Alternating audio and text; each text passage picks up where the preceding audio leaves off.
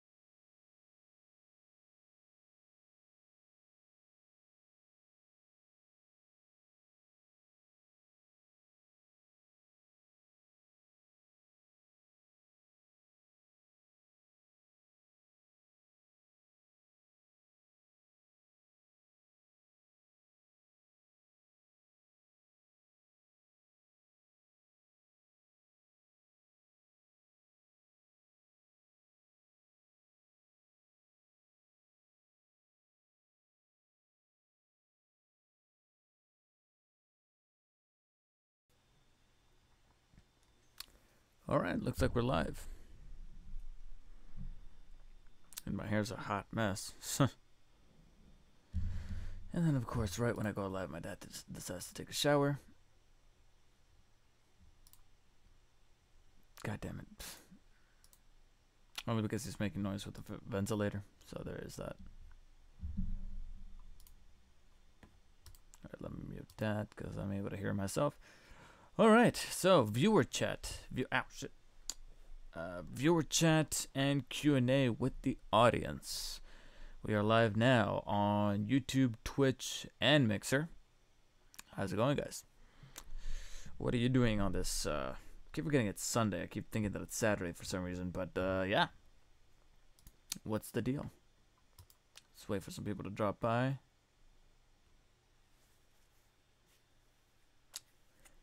I keep missing those sweet opportunistic moments where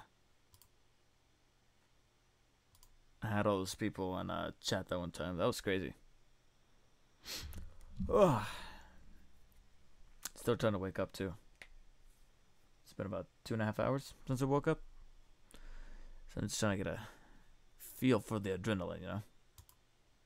Otherwise, all day I'm going to be all groggy and shit. So, gotta get this started. So, how's everyone doing? Who's on right now? Yeah, so look, he's making noise. He's making louder noise. He's such a dick. My dad is naturally a dick. He can't stand other people having more fun than him.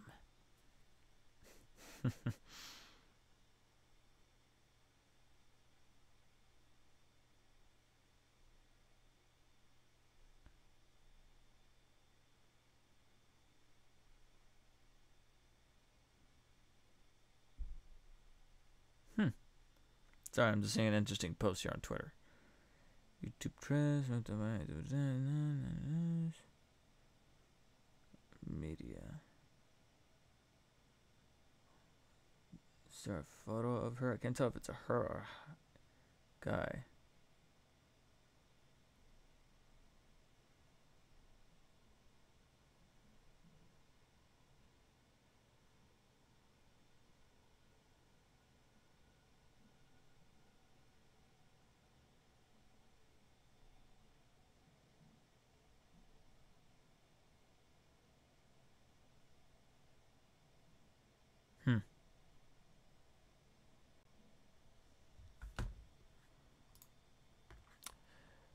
Spidermark789, welcome to the chat on YouTube.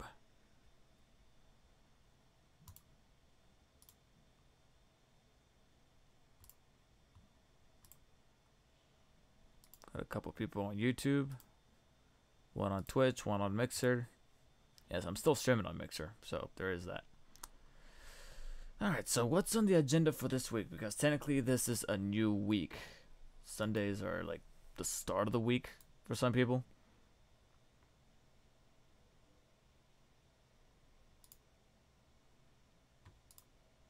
Trying to think. Definitely need to start editing, or like seriously editing my Ironhide review. I'm doing a review on Ironhide, and I'm about halfway through the actual splicing, and then it's just the marker sets, and then that's it.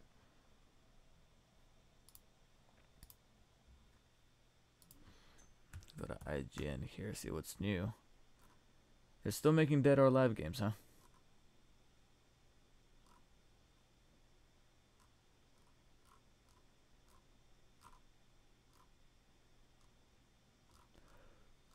Oh, excuse me. Don't know why I'm still yawning.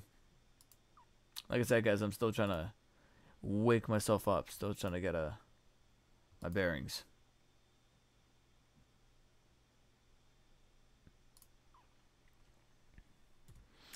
So yesterday, really hard. Little mini story here. Yesterday, really hard. I went to two different. To two different GameStops in hopes that I could find a Vita, but not just any Vita, but it has to be a good conditioned Vita, a PlayStation Vita, in case you don't know what I'm talking about. A PlayStation Vita that was just in really good condition. It could be used, you know, I don't mind used at this point, but I was trying to find one that was going to be in pretty good condition and had very minimal scratches or almost no scratches. You know, as great of a condition as it could possibly be. And so far in the two that I found, they were both pretty much on par in terms of the quality that they were in, where the back was super mega scratched. The screen itself was not too bad, you know, one or two scratches, but mostly just smudges is what was really on the screen. No box, no charger, even though the charger is pretty easy for me to get. It's a micro USB charger, so that's not too hard. But everything else was just kind of laid bare, and I was like, for $150, $40 more, and I can get what looks to be what they consider an open box Vita on Amazon. It's $199. It says used, but then it says inbox, or it says God, hold on, let me see if I could find the page here. Buy used. Here we go. Here's all the other sellers. A brand new Vita would be minimum 240, 242. Yeah, about 242. 265 if you want it to be kind of like fulfilled by Amazon. Like Amazon overlooks the entire order. They're not the seller, but they are the person that overlooks. So about 269. That's for brand new, meaning it's sealed. If we go over to used like new, so we cut out the new and we do like new, which means it's probably been opened once and then that's it. The most minimal one is direct distributor. Okay, this is stupid. 185, but then $14.33 of estimated tax. I don't know why it's taxing so much. I don't know where the hell they're sending it from, but yeah. I don't know who was thinking that. I don't know who the hell was thinking that.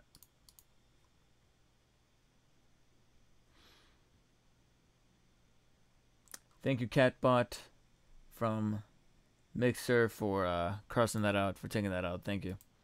I know it's just a bot, but I still have to say thank you over to Mixer for monitoring shit like that. So yeah, $14.33 of tax. So it's almost like, oh well, it's $200. Used like new, no other description. With the one that I'm eyeing, $199.90, no tax, no shipping. Shipping is free. Actually, it's Prime, which means it could actually be here by Tuesday, which is pretty neat. Fulfilled by Amazon. That's what's under Prime. It says used like new. The only thing in the description it says is open box like new condition. I really, really, really wish that they would show me some images. Let me check and see if they have a return policy, just in case. But Spidermark789, to answer your question, what kind of consoles do you have? Primarily the home consoles, and primarily the current generation, so I definitely have a PS4. I don't want to say this out loud too much, but I actually have two PS4s.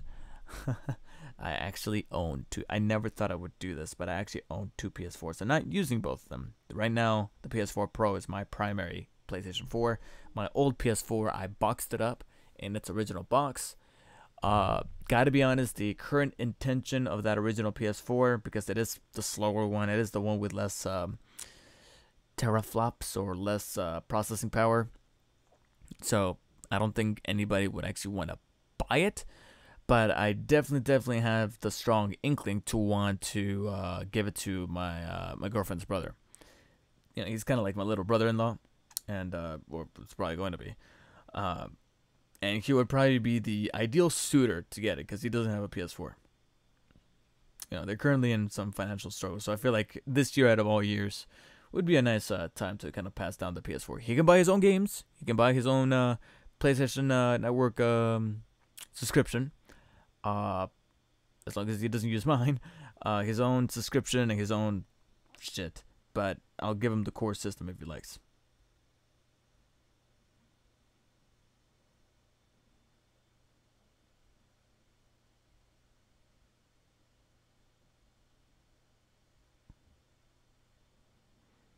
Huh.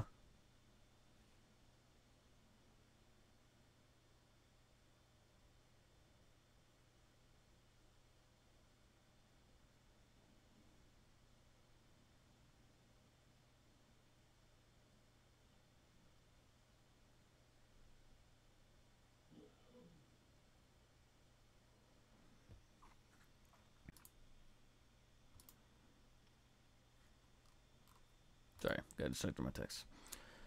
And this distributor, JDE Distributors, have a question for JDE Distributors. God, I really wish I could text them and or ask them a question and be like, hey, or ask them a question and be like, hey, well, can you send over pictures of that Vita to see what kind of condition it's in? So I don't know. But it says open box, like new condition. Underneath, there is a similarly priced one sold by GTA Games.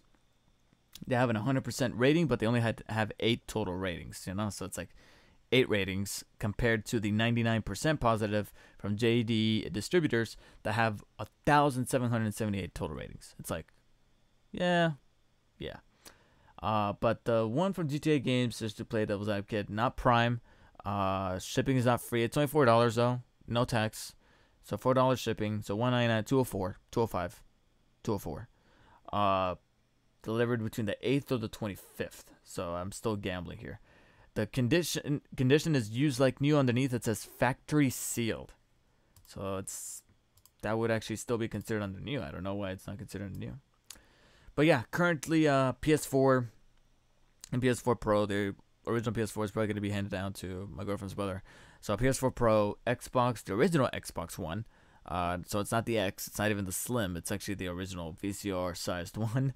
But without the Kinect. It didn't come with the Kinect, so that's good. Obviously the Switch. Got myself the Switch. In terms of prior consoles, just the PlayStation 3. I still have it back there, and I'm still playing it from time to time.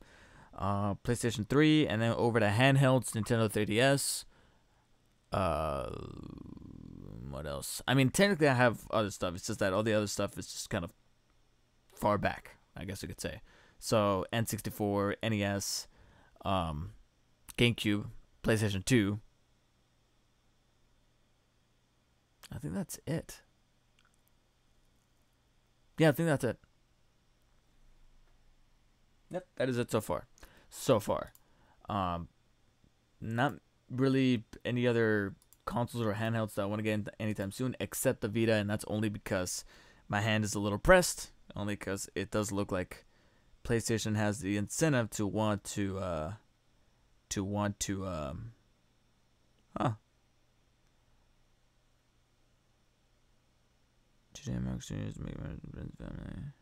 Did it really? Hold on. I might have to change the title of this live stream.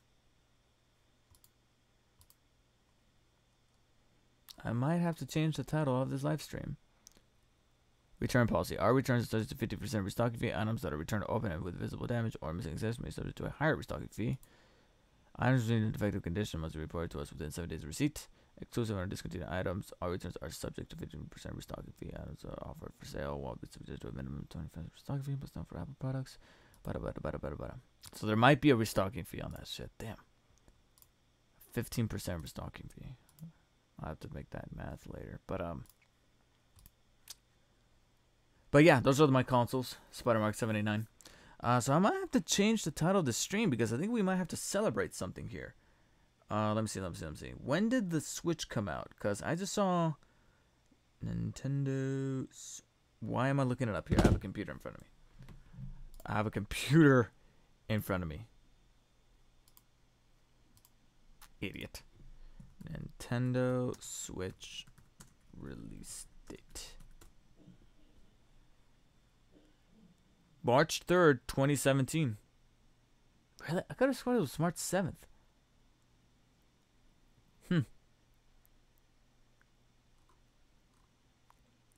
It was released on March 3rd, 2017. Today is the 2-year anniversary of the Nintendo Switch. I think we should do something. I think we should do something with the stream here. So let me see.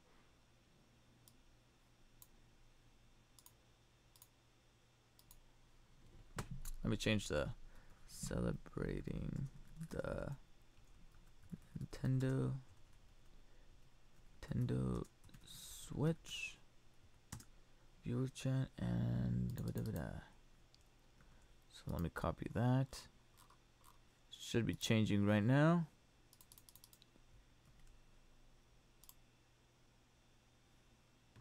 Alright, I posted it over there. I posted on Mixer. Although personally I don't think it really matters on Mixer. fuck it, I'll do it anyway. Just to be a completist. Completist. There you go. So now let's go back to the profile here. Did it change? Yeah, it did change. Alright, good. Okay, yeah, so celebrating the Nintendo Switch viewer chat and Q&A. It is the 2-year anniversary of the Switch, so that's pretty crazy. Because of that, I might just actually unbox some Switch games that I've been wanting to unbox. Not only that, but also because I kind of want to garner the gold points. Some of these games, if you unbox them and you pop them into your Switch system, and you kind of sync them up with your account, you're able to get gold points depending on what type of game it is and how big the game is and how expensive the game is. But it has to be within a year of the game's release, not a year within the time that you got it. No, doesn't work that way. A year within the game's release. So some games that I have boxed up here that I haven't unboxed, but they're not gonna qualify. For example, Fire Emblem Warriors, Legend of Zelda Breath of the Wild, and that's it. Yeah, those are and Splatoon 2. Those two games I have over here, they're still wrapped in the cellophane, they're still boxed up, but even if I unbox them and I try to input them in, they're not gonna work because it's been over a year since they came out. The other games, on the other hand, definitely have to try to put them in because yes, it's it'll definitely qualify for those points, and I could use those points, redeem them into dollars. I think every gold coin is like a cent, so if you have like 300 gold coins, that's $3. And lately I think I bought Owlboy. By the way, FlareFox 1009, how's it going? Thank you. Welcome to the chat on Twitch, or welcome to the stream on Twitch. FlareFox, were you the one that was able to host the other time, or like recommend me to other folks? I don't know. CR7 the best, how's it going? Welcome to the chat on YouTube, really. Do you think Spider-Man 2 has better character development and better story than Homecoming? Those two films get compared the most.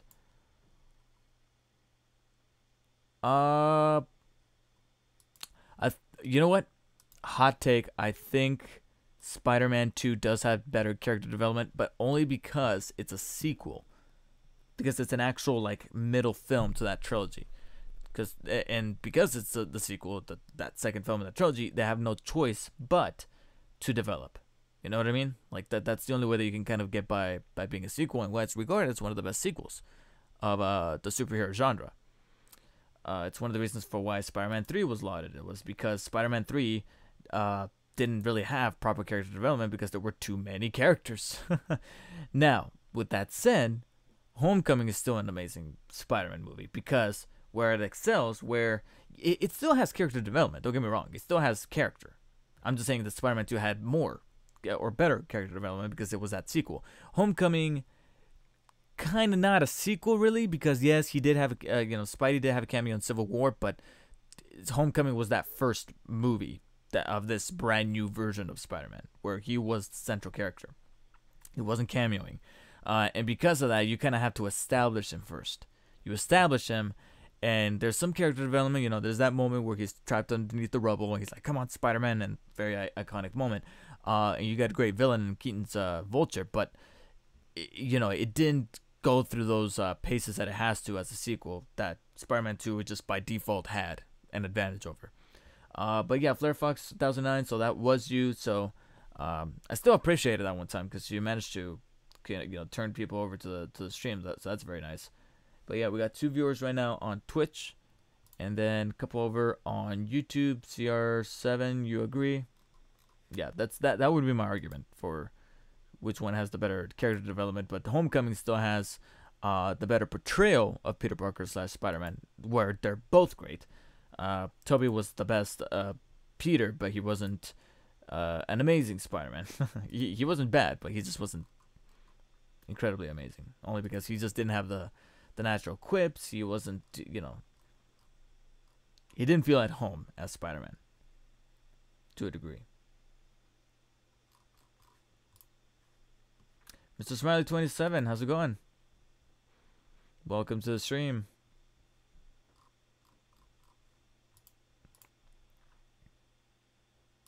But yeah, as the title suggests, we are kind of, sort of. So whoever's watching on both YouTube and Twitch, please let me know. Do you guys have a Nintendo Switch? If so, let me know what are your guys' fondest memories of the system so far. Today marks the 2-year anniversary of the Nintendo Switch. I, for some stupid reason, forgot. And it sucks because I wanted to make a video. I wanted to make a video to kind of talk about the Switch and how the Switch has had an effect on the way I've been kind of approaching gaming recently, where the Switch was able to turn me back to handheld gaming. If it was, to be honest, and it sounds kind of ridiculous, it might sound a little anti-complimentary, but this is the best way I could put it. If it wasn't for the Switch, I probably wouldn't have had the motivation to go back to the 3DS and play Pokemon Y on it, and then trying to go through the backlog of those games on 3DS, and have the patience to play a game on handheld like the 3DS. And also look at the possibility of ordering a Vita, a PlayStation Vita, because after getting this, itch for handheld gaming, it's like definitely kind of want to get myself a Vita to see what I've been missed out on, especially since these Vitas might be going out pretty soon. Like it's kind of in the cards that the Vita is gonna be gone soon, and these prices are only gonna be racking up and racking up and racking up. A month ago, getting a brand new Vita on Amazon was like $225, $220, $225, maybe $230 at the most. Right now, it looks like the standard pricing is now at $269.99, $270. So it bumped up 40, almost $50, between 40 to $50 up, and it's only gonna get worse. Wolf Cool, how's it going? Welcome to the stream. Again, guys, if you guys can support over on Twitch, if you're already following on Twitch, what you could always, I always recommend doing, you don't have to, but what I always kind of suggest is opening up another tab on Chrome or Firefox or whatever browser you're using. Open up another tab, go to the Twitch, and just have both playing and both viewing at the same time. That way it supports both. Man, I have a friend right now, and she's being ultra mushy with her boyfriend on Instagram. It's just, it's like so much so that it could be a detriment. Like, have you ever, do you guys ever follow somebody on Instagram or Twitter or something where they're constantly posting about their significant other? So much so that this is gonna bite them in the ass if they ever go like a long stretch of time without posting about their significant other. That's immediately gonna tell us off. Like, you guys broke up, didn't you? Yeah.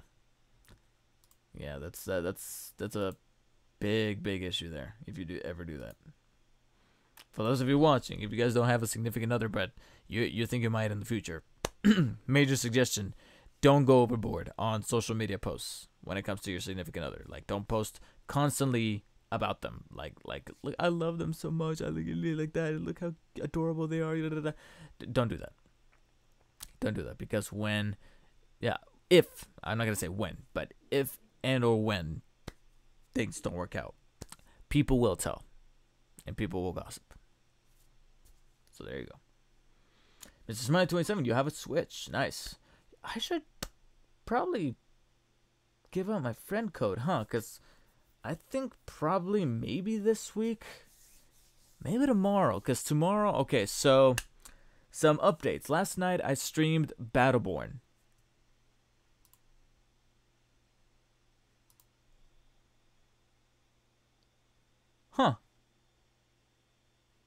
So the chat is working down below. I just noticed that. It's not working for Twitch, but it's working for YouTube. Okay.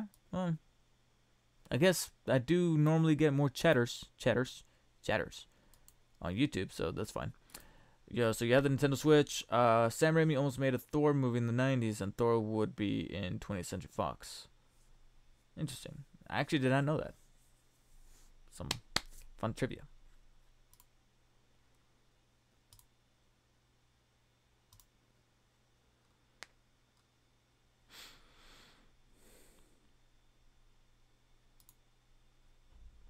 Cosmetic flaws. Sorry guys, I'm still looking at images of Vitas just to see what condition they're in. it almost looks like there's no way to really not scratch the back from the looks of it. At least for some of these used ones. The used ones that are just in like good condition. They're not in great condition, but they're in good condition. Or even passable.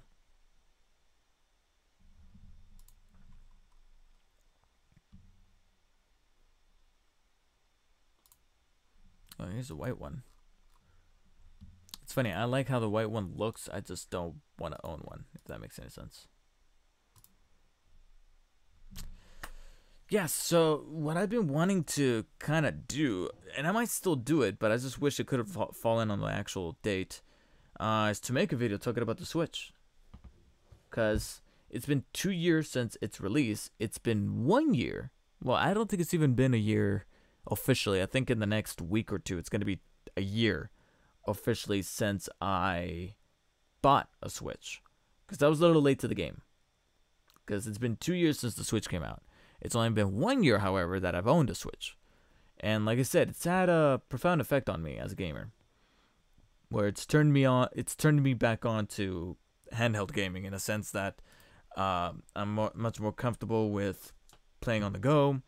Played an awful lot of games on the Switch, but also more importantly, I've been able to open my gaming mind back up to the 3DS so that I can play games like Pokemon Y, Legend of Zelda, etc. And then consider buying a Vita, something that I never done. But now I'm like, it's going out. It's possibly getting discontinued. I might just pick it up.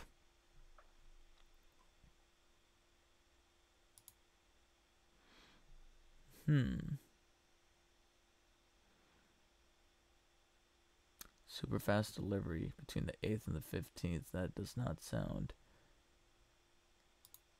Complete PS Vita bundle including the charger and memory card.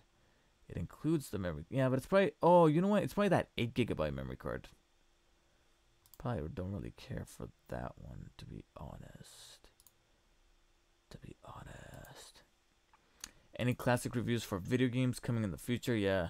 You know what? Let's check the status up on that Ultimate Spider-Man. Because if there was ever a classic game that I do generally want to review is Ultimate Spider-Man. I just wish I could get a decent copy.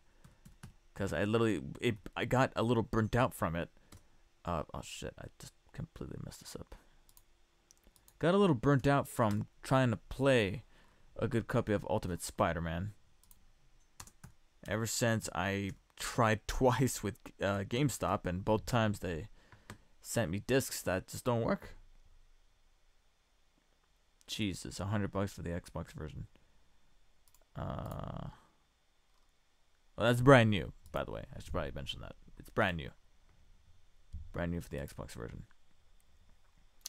I believe that one of the creators for Spider-Man, the new animated series, 2003 and season 2, they were thinking putting Vulture and Mysterio. Oh yeah, I mean like, that's really, when you're doing a Spider-Man animated cartoon series, there's no way to not start thinking about which rogues gallery villains you could put in there. Like, there's no way to just kind of be like, oh, I just want to put one or two. No, you're gonna start thinking of all of them. But you just gotta.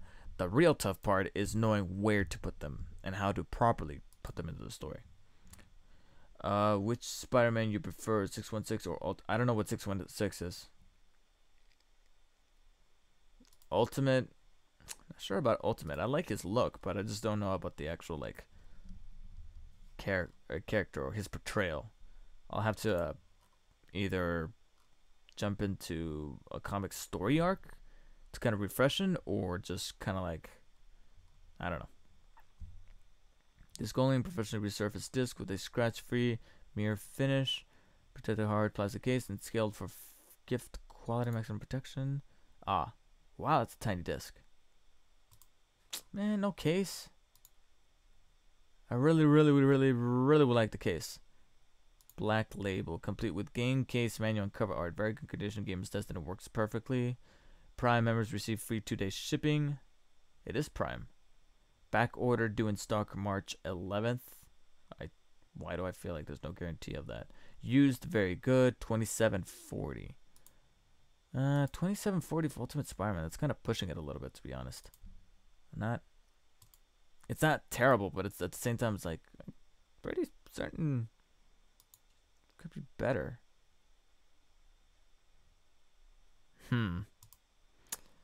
Huh. 2740. Can I add this to my...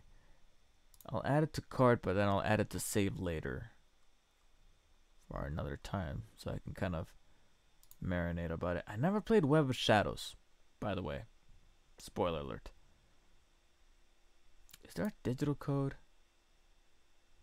Nope, no there isn't. God damn it. $112 for Web of Shadows. $112 for Web of Shadows. Jesus. Mega. I like that, by the way. It just says Mega. By the way, nobody has ever called me DSP. Nobody has ever called me DSP. Although, that doesn't make sense because there should be a D at the end of my name. But at the end of that abbreviation. But still, I kind of like it. DSP. I don't know. For some reason, I like it. You've been a huge chunk of my childhood since I was 5. I'd always hop on my grandma's old laptop and look up your figure reviews back in 2009. Did I just say? I just said 2009. That's weird. I just want to thank you for all the good times. C. You put a C at the end. No problem, dude. No problem. It's I was just a dumb kid that grabbed the camera and said, I just want to talk about figures because I was watching I was pretty much in your position, Mega. I was watching other people's. I remember watching, if you remember who this is, Decompose. If you remember Decompose, he was doing like comic book 101 courses, like little videos to kind of break down the story arc of a comic book line, specifically in Marvel with Spider-Man, Venom, etc. And he would jump into. He was also a Transformers fan. He would also do Transformers stuff. And I remember watching his figure reviews of Transformers, the 2007 figures, and watching them back now, yes, they're a little crude, because he's like holding the camera literally with one hand, no tripod, and he's kind of like moving the figure around, kind of like this, and just showing it. He doesn't really talk about the figures that much, but for some reason, I was inspired. I was inspired by that. JT Mitchell 87, he was another one. He would do the 2007 movie figures. Night/2020, he would do Transformer figure reviews as well. All those guys combined just inspired me to be like, I want a camera, I want to do that. And that's precisely where the YouTube craze started in 2007, not 2009, but 2007. And from there, I just kind of rolled it into my own thing. And eventually, I wanted to become a partner. Couldn't because everyone was telling me, "Yeah, you're using the Billy Idol song. That's copyright. You can't do that." So, I did something that at the time wasn't too dire because YouTube was brand new and creating a new channel wasn't necessarily a waste because nothing was too terribly competitive. So, I created a new channel, which is this one that you see here before you, Dark Spider David, and history has been made since. Where I created Dark Spider David. I took every review that I did in Black Spider David and redid it, only with a completely new format, new skills. Like I was much more comfortable talking in front of the camera than I was before, and new effects, new editing, new tools that I kind of taught myself. And that's where I created those 2009 videos that you remember, Mega. And since then, I've just kind of been evolving as best that I could. So that's kind of my YouTube story, my YouTube life in a nutshell. Wolf Cool, does the original Raimi trilogy look good in Ultra 4K? So I did a review on the 4K trilogy. You can check it out if you want further detail. But to break it down in the simplest terms, because I don't want to take away from that review. Ironically, the worst of those Spider-Man movies, which is Spider-Man 3, is actually the best looking one because it's the newest one. And that's the one that looks the most polished in 4K. And then the first one, I was going to say the best one, but technically the best one is Spider-Man 2, in my opinion. Spider-Man 1, played it in 4K, a little grainy. It's funky how a 5-year difference is able to create this effect in 4K, but a little grainy on the 4K resolution for Spider-Man 1. It was shot on film. It was 2002. It's the oldest, so that's the one that looks the the iffiest in 4K. I mean, you still got great color, great resolution. It's just that because they shot on film, it has a little bit of greenness. And then Spider-Man 2 is pretty much right down the middle, where it's not as green as Spider-Man 1, but it's not as clean and as polished looking as Spider-Man 3, in 4K at least. You're so close to 50. Flare Fox says on Twitch. Here's the thing, Flare Fox. I actually did hit 50. The other day I was doing a Q&A video like this. Somebody by the name of Wet Lettuce, that was their name, Wet Lettuce, rated me. He rated me and he hosted me, and that pushed me to 50. That actually pushed me to 50, and I actually hit 50. Since then, unfortunately, 2 people, I believe, unfollowed on Twitch. Either they unfollowed or they shut down their account or something. Something happened, and I went back down to 48. Yesterday, somebody followed while I was playing Battleborn, so back up to 49.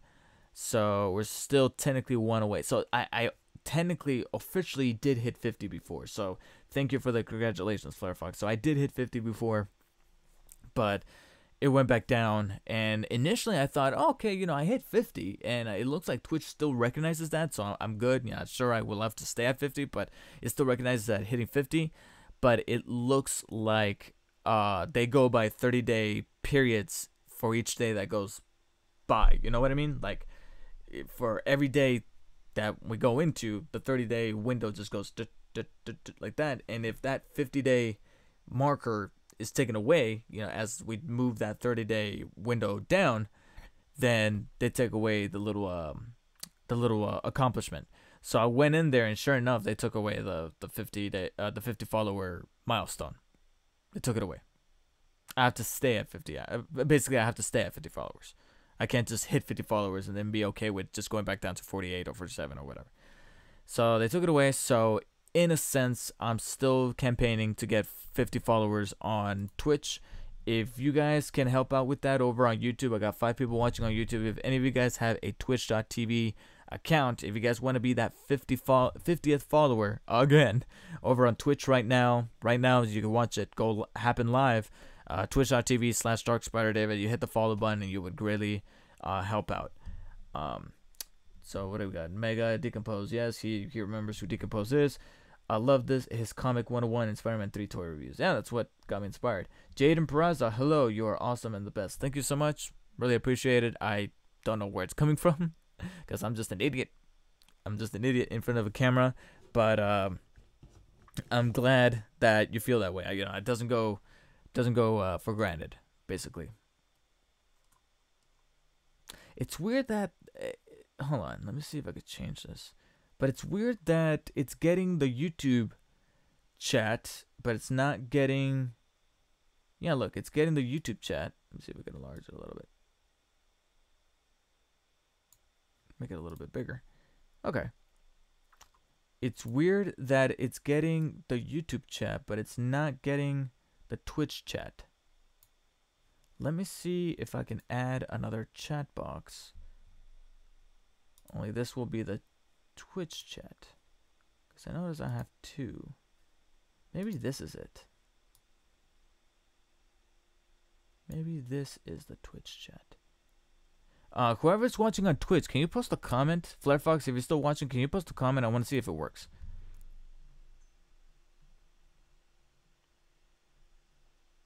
So I'm just going to wait.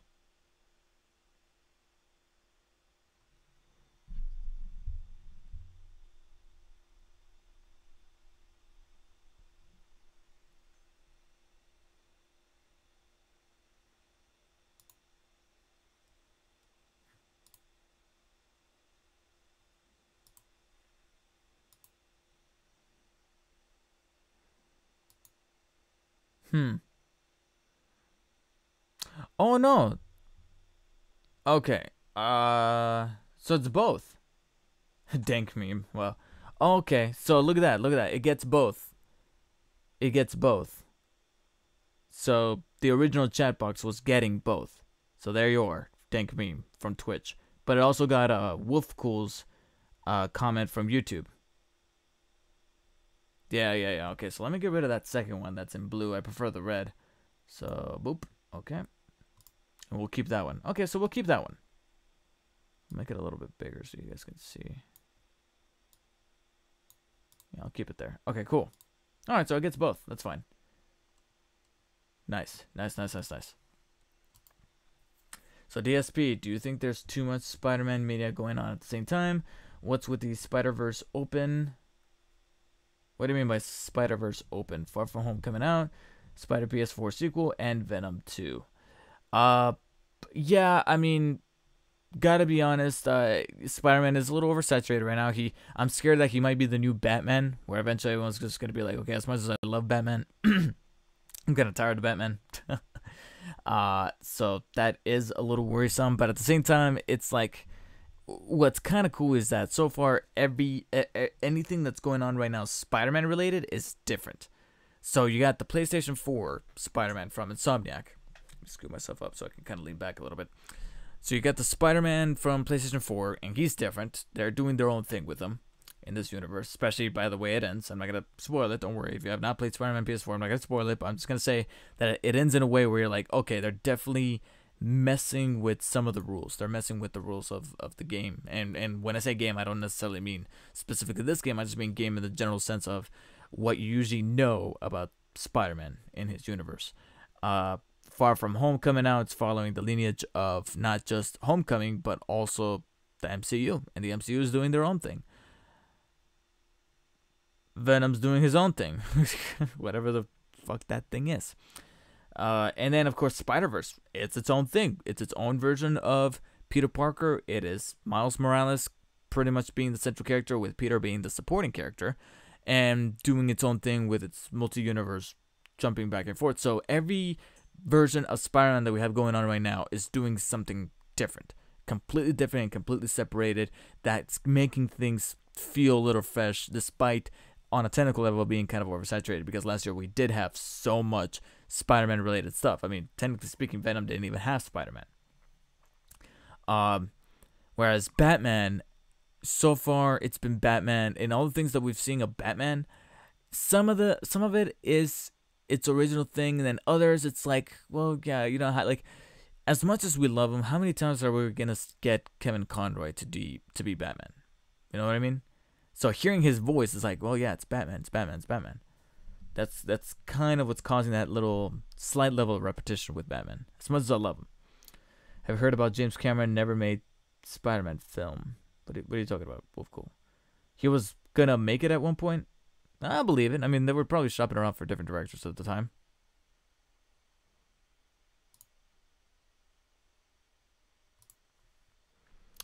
By the Spider-Verse being open, I meant there's being so many possible spin-offs and sequels considering the Sony animated realm acknowledges so many different worlds. This is going to sound weird, probably unpopular, but I'm confident enough that there won't be that many spin-offs. A sequel, at least one. The initial one, the initial next one. Yes, only because of that end credit scene, primarily. But I just don't get, yes, it's Sony, and I think they have full reign on Venom and going crazy with the Venom and Morbius that's coming up. But as far as Spider-Verse, I'm getting, granted, I could be totally wrong. I'd be proven totally wrong later on in the future, but I think it's possible, and I think it's likely that they'll be able to kind of be reined in on Spider-Verse without going too crazy on the sequels. Because, I don't know, I just get the feeling that the people behind those movies, all those directors, all those producers, Phil Lord and Chris Miller, and then, of course, all the other different directors behind the actual film and the writers, I just get this feeling that they know what not to do, basically. So I feel more confident in knowing that there's not going to be crazy spin-offs and crazy sequels for Spider-Verse as opposed to the villain spin-offs, so Morbius, Venom, etc.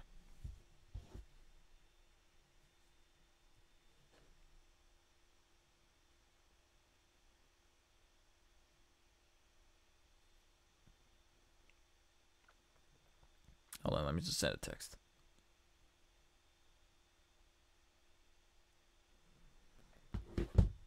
They're originally trying to do comic book mask Green Goblin made of animatronics. Yeah, I saw that clip.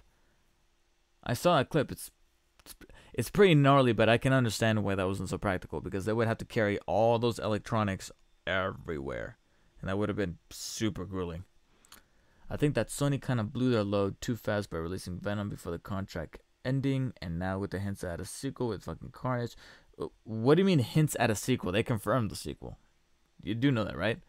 They full on said, yeah, we're making it. We're writing it right now, and Ruben Fleischer is going to come back to direct, and Tom Hardy's going to be back to play him. It's hard to believe Venom would beat him alone. Beat Spider-Man alone? Or beat Carnage alone? Also thinking about picking Nick Cage as Green Goblin Spider-Man 1. What if he did play him? What if he had played Superman? That's the real question. Out of sheer morbid curiosity, I wish they could have they could have gotten Nick Cage to be Superman. Oh, I'm so Superman. I'm the last son of Krypton, and I'm gonna steal the Declaration of Independence. I love doing Nick Cage. Alright, so a used like new copy of Spider-Man Web of Shadows is $26.83. Alright, now that's physical. How much is this shit going digitally? Let me check. Shit store.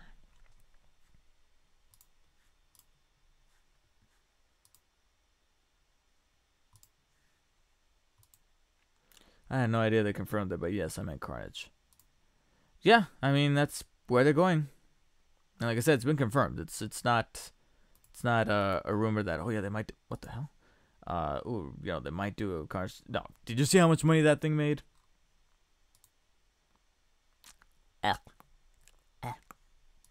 Can't believe it.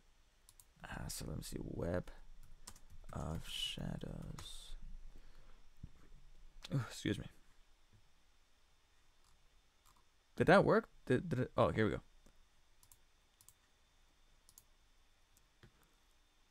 What the hell? Oh, that's why. I tapped on the mouse button. There you go. Let's see. I got my Web of Shadows on Xbox 360 for like $10 at GameStop. Was it used? Wow, PlayStation Store just froze on me. Let me reload that bad boy again. Come on, bros. Alright. Web of Shadows.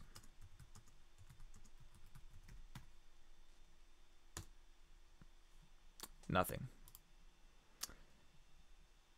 It's 4:04 p.m. your time. Oh, so you're in the Midwest, I imagine, Wolf Cool. Because it's 2:04 right now. So you're in the West, probably. Firefox. People at my school were pretty excited for Spider-Verse until they heard a rumor that everyone thought Venom turned good. But Venom's not in Spider-Verse. And honestly, I feel like that's to their advantage. It's, that would have I guess they didn't want to cannibalize on the whole Venom thing, so they kept Venom as his own thing, and then Spider-Verse just wasn't gonna have Venom, and I'm glad. I don't think there was even any allusions to Osborn or Harry. Keep it a little as contained as you can with something like that, especially when you're already dealing with multiverses. Yeah, you gotta keep things kind of contained. By the way, I'm checking the PlayStation Store right now. Tell me what you guys think about this. The Season Pass for Dragon Ball FighterZ. The Season Pass, so it includes like Broly, Bardock, I think, a bunch of, side characters or different fighters, some skins, basically the whole shebang. Dragon Ball Z FighterZ Pass, which is an add-on. Normally $35. It's on sale right now for half. Or maybe even more than half. No, half. $17.49. What do you guys think? $17.49, half off, and I get every character and every skin that was unveiled for Dragon Ball FighterZ. What do you guys think? Do you guys have Dragon Ball FighterZ for a console? That's my point. He isn't in the movie. Why were they even talking about that? I don't. Yeah, that doesn't make sense. You got some weird kids at school, man. That's what I'm gonna say. Yeah, it was used. Yeah, $10 used. As long as it was in good condition, sure. And no scratches and doesn't trip up when you're trying to play it. I think it'd be really cool to see some of the more underrated villains of Spidey on film, though. Tombstone and Chameleon, etc. We did get a little Tombstone in Spider-Verse, though. Yeah, like, and I like that. I think they only mentioned his name by once, and they were kind of like suggestive about it, or subtle about it, rather. That, oh yeah, that's Tombstone. He's got the pale skin. Now, of course, that's got to be him. And here's the thing, though. Maybe Chameleon, but those two characters, I just don't know personally how they will work on film. I know somebody could probably figure it out, but right now at the top of my head, I just don't know how those characters would do in a real life setting. But then again, you could probably make that argument about the Lizard, and they did that. So, I've been making videos, Spider-Man 2 clips with unused soundtracks. Like, you've been re-editing scenes from Spider-Man 2, but with your own soundtrack? Is that what you mean?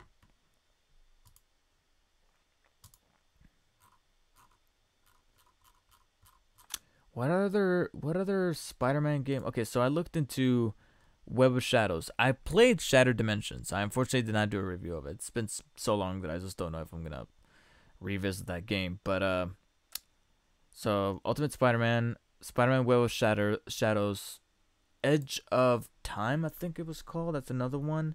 It's those string of Edge of Time.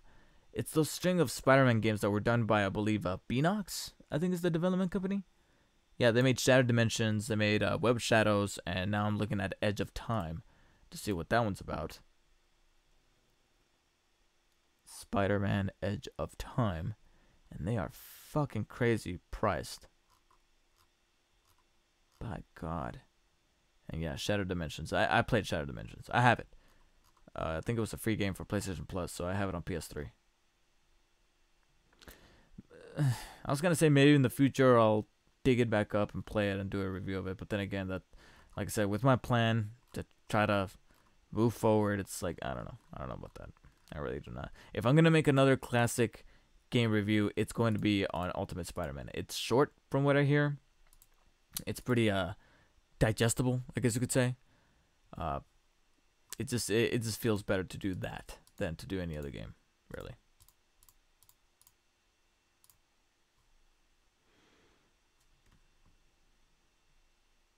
Damn, Just Cause 4 is already on sale.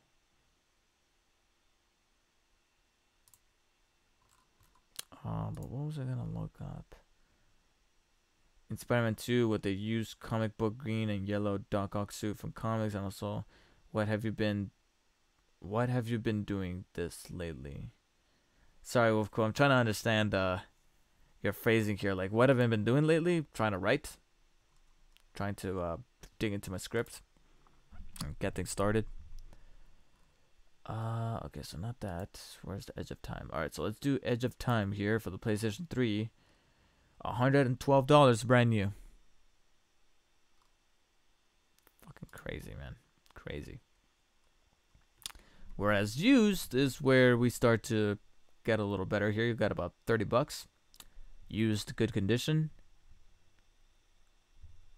You have one here that's $24.25, but then you're paying $4 shipping.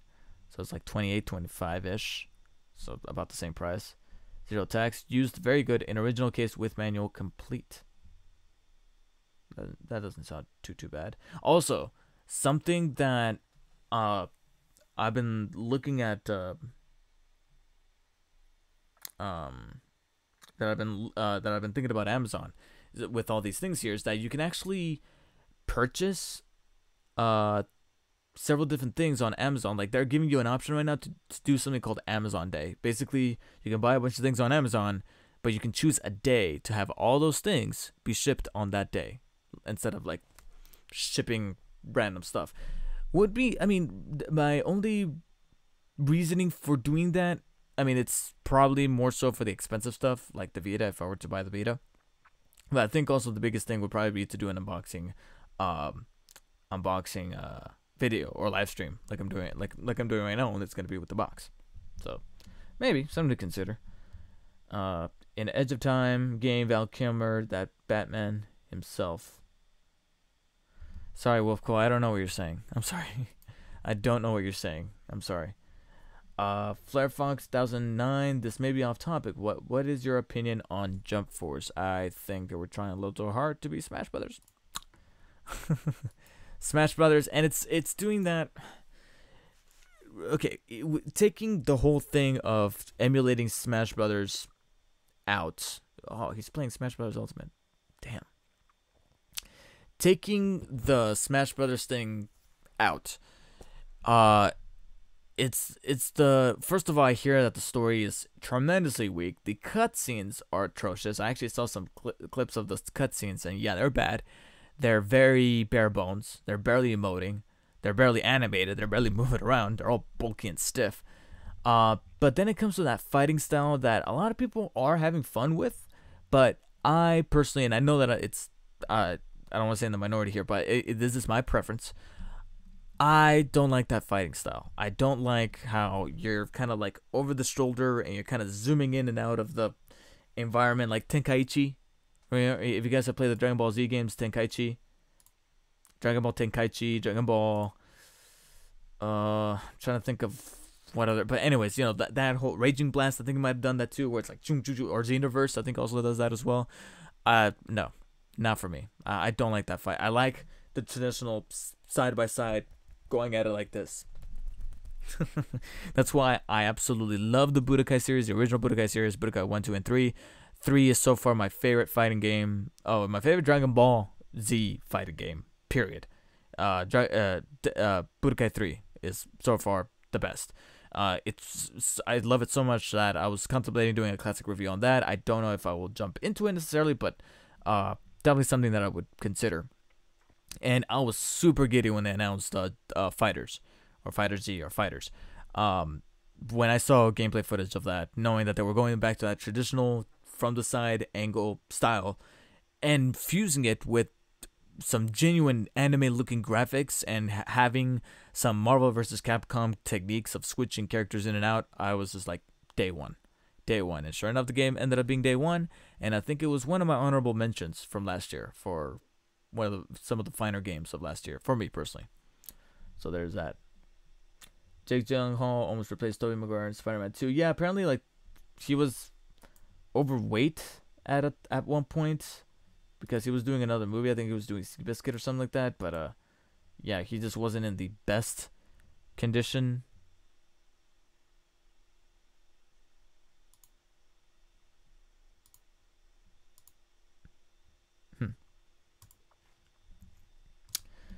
Mega, okay, David, do you think you could rank all the cinematic Spidey suits best to worst in your opinion? Cinematic. Oh, okay, you know what? This is easy. I think this could be easy. Worst, Amazing Spider-Man. I just don't like that rubber look. The glasses look, the gold. No, that's easily my worst. That's easily my worst. Yeah, that's easily my worst. I'm trying to see if I could do this really fast. From there, it would probably be. There's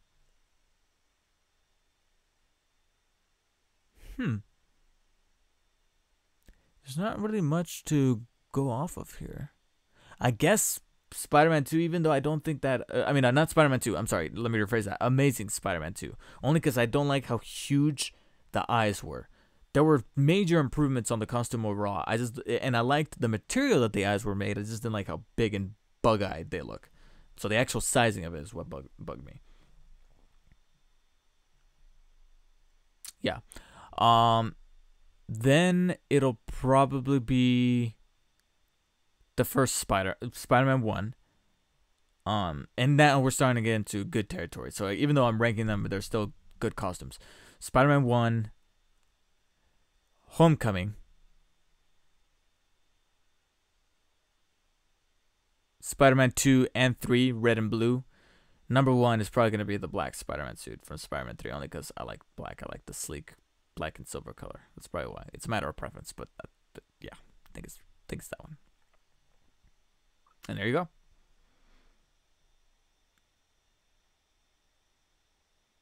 Gregory Hamilton. Hey man, I watched your videos a long time ago when I was younger. wanted to say thanks for the childhood and getting me into Spider-Man and Transformers. No problem whatsoever. I didn't even know, like I mentioned earlier in the stream, I just did not really, I wasn't really intending that for it to be a thing. I just wanted to jump on camera, be a silly kid, and be like, yeah, I want to talk about Transformers. I want to talk about figures and stuff like that. And at the time, inspiring people to kind of feel the same way. Oh shit. To kind of do the same way. It was kind of do the thing. Was mostly an afterthought. Little did I know that what was being done onto me by other content creators at the time, like Decomposed, JT Mitchell, Pale, I think that's how you say his username. What they were doing onto me, subsequently I ended up doing to other people. So, yeah, that's pretty crazy. Okay, so I'm gonna put a stopper right there, guys. I'm gonna take a quick break because, without going into detail, let's just say that I kind of have to go. Nature calls. I'll be right back in literally like 5 minutes. All right, so don't go anywhere.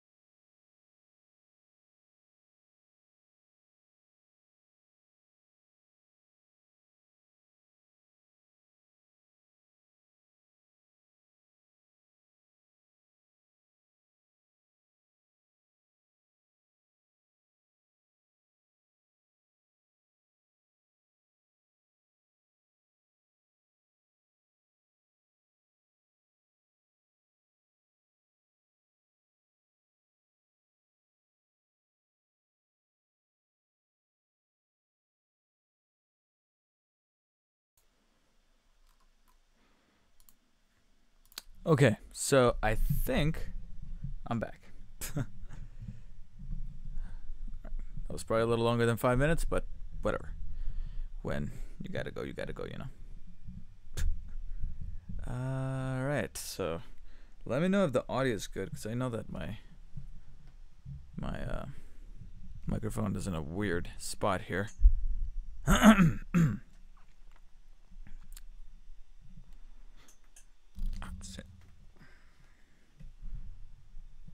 wish it was higher. That's kind of getting me. Oh, that's probably why. Yeah, there you go. All right. Need it to be tightened a little bit. I just don't like loosen it up a little bit. Push it back in. There we go. That was the issue. A little loose. There we go.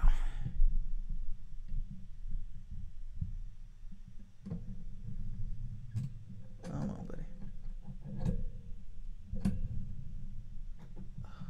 There we go. All right, looks a little cleaner.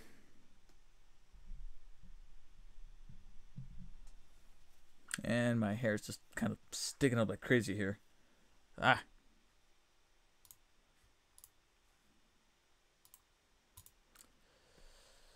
Oh god, Dan is here. Dan the tan are doing an Ultimate Spider-Man game review. I'm thinking about it. It's just acquiring the game that's going to be a little tough. Acquiring the game, because I've already tried twice. I already tried twice to get the game, and both times I got a defective disc from GameStop. But it's GameStop, so maybe getting with Amazon. Maybe getting it from Amazon might render better. So I'll think about it. I think I'm gonna go now. Okay, see you, Mega. I really hope you're still here, so I can say bye to you, and I appreciate the condolences about what you said about inspiring you and all that stuff. But thanks for all the good times, DSP. One more thing, would you consider bringing back the Spider-Man Abridged cut? Bye, everyone. See ya, Mega. But as far as that abridged cut, I don't know, only because that stop motion, you got to be committed, Stop motion, you got to be committed, and right now, like I said, what I said about conserving my time and consider my time as currency, and making sure that I'm using it effectively for like the things that I want to do in my career, like the writing and all that. It's like that's what makes it tricky. That's what makes it kind of like, I want to, but at the same time, it's gonna take up way too much time. That I'm gonna fall tremendously behind on things like that, things like the writing.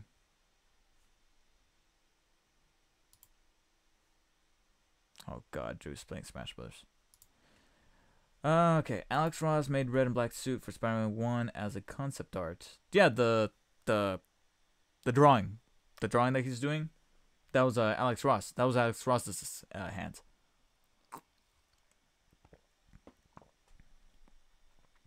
Spider-Man 1 trailers have scenes that weren't in the movie. Yeah, I had the World Trade Center. I had to cut it out to be respectful.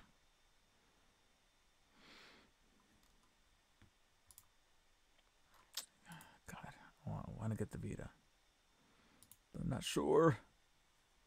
Let's put like new here. There's only one like new. It's $50, and it's $7 shipping. So I might as well go with very good. Let's try very good here. And I'm talking about Spider-Man: Edge of Time. So we're looking at like $30, $35. Goods original case and manual. Views very good. Qualifies for Prime, so I'll add that. Web of Shadows. I kind of want. It's just that these games are just so expensive. At when I say they're expensive, I mean they're expensive in relation to the actual age of the game. Oh, excuse me. It's the age of the game that kind of gets me, where I'm like, it's an old ass game. It's too expensive.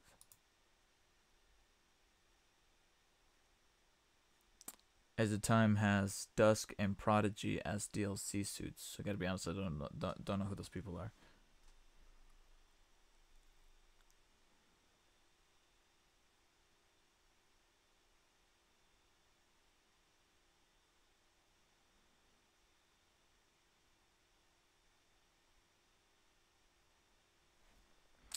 What else was I looking at here? Oh god, what is he doing?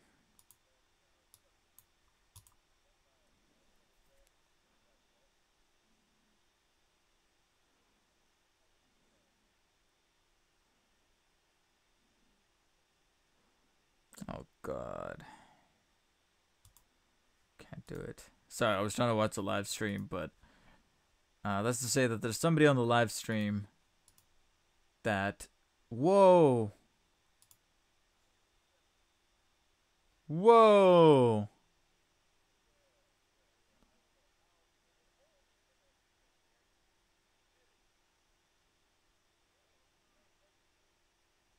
Jesus Christ!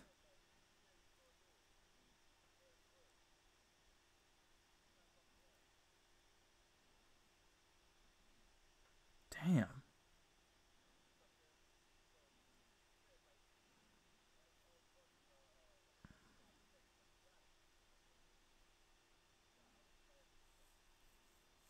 Damn. Somebody just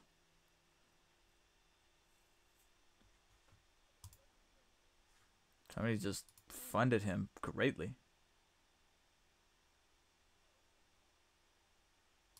No, but I was trying to watch the live stream simultaneous here, but unfortunately there's somebody on the stream whose voice I can't stand. And I'm like, ah, I can't watch. I can't watch. I can't watch. I can't do it. Hello everyone who's watching on Mixer. Notice I got 2 viewers. How's it going? If you're not already a follower, hit the follower. If you're not a follower, hit the follower. Better. Follow button. That's what I meant to say.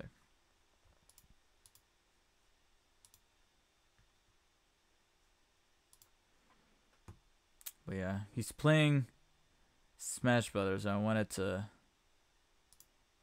Well, actually, you know what? Screw it. Let me see. I mean, we are celebrating the Switch after all, right? Let me see if I can... Hold on, guys. Let me get my Switch.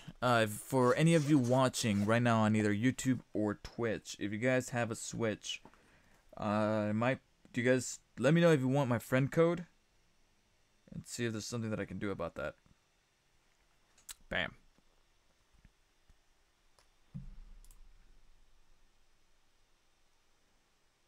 I'm gonna see if I can fight Drew, aka M-Dog from Struggle Nation, on Smash Brothers right here, right now. I'm not gonna be able to stream it because, yeah, over there, but.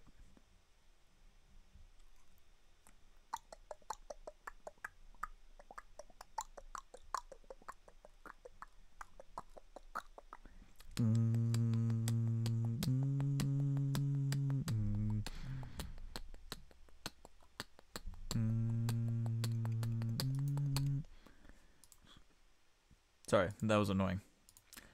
Bilionico, how's it going? Joining Twitch.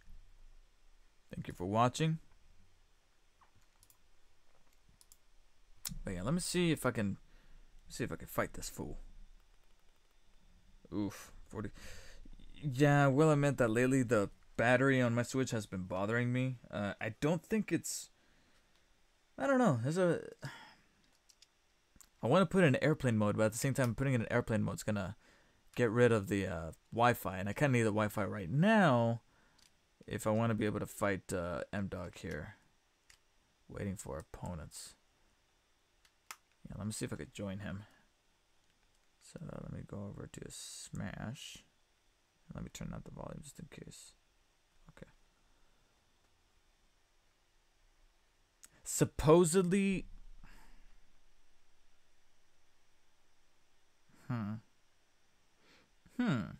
No, I don't want to risk it. I do have a USB-C to HDMI adapter.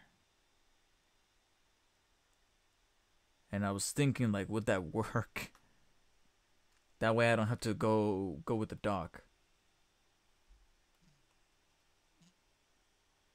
Oh, look at that.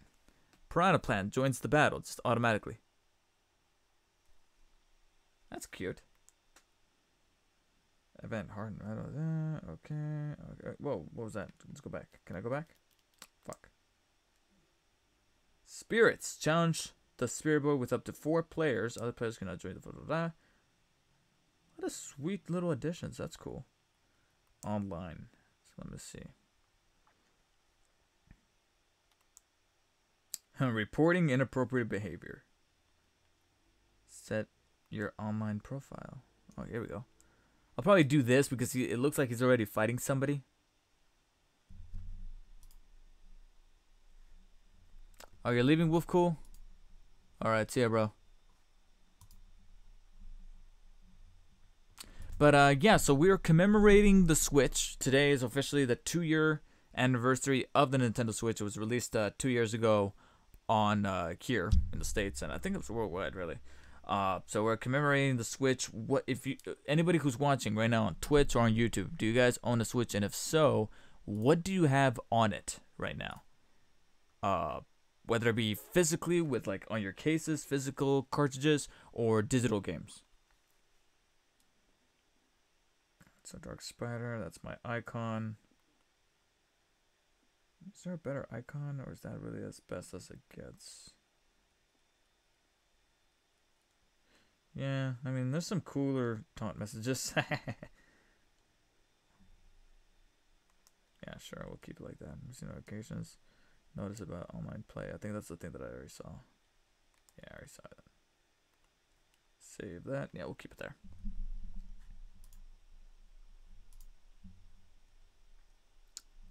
Billionicle says Stardew Valley, Smash Brothers, and Pokemon. Nice. What say you, YouTube? You guys got anybody over there?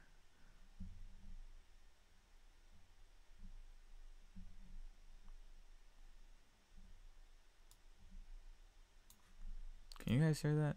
Okay, yeah, I have the desktop audio muted. Alright, that's good. I just wish I didn't have to hear his voice.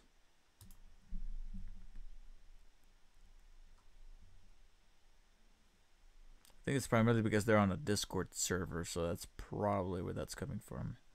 Well, yeah, $35 used, very good. Used, very good. Smash Bros. Ultimate Spider-Man. So save for later. Save for later. Oh. Scripted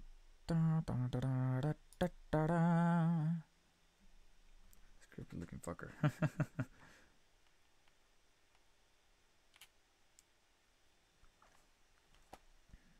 On. So let me turn this off in the moment. I'll see if I can play afterwards, because I rather just dedicate my time to the stream.